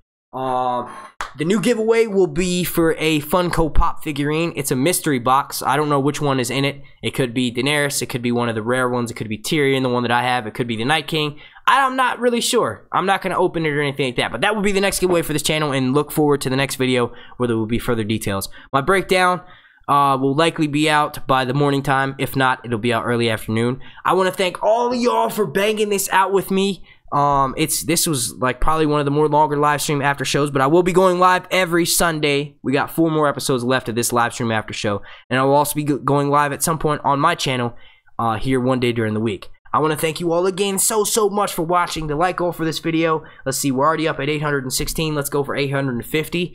If you would like to be entered into the contest for once I reach 20,000 subscribers here on YouTube, and I'm going to be giving away a $100 gift card.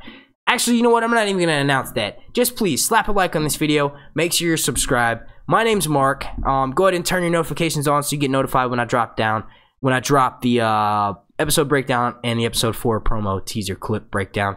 I want to thank you all again so much for watching and rocking with me. My name's Mark, and this has been Sir Hunt's Reviews. I'm gonna let this outro play one more time so you guys can, I want to see if you guys can guess the images that I have up there. It's really quick. But yeah, once again, this has been Sir Hunt's Reviews.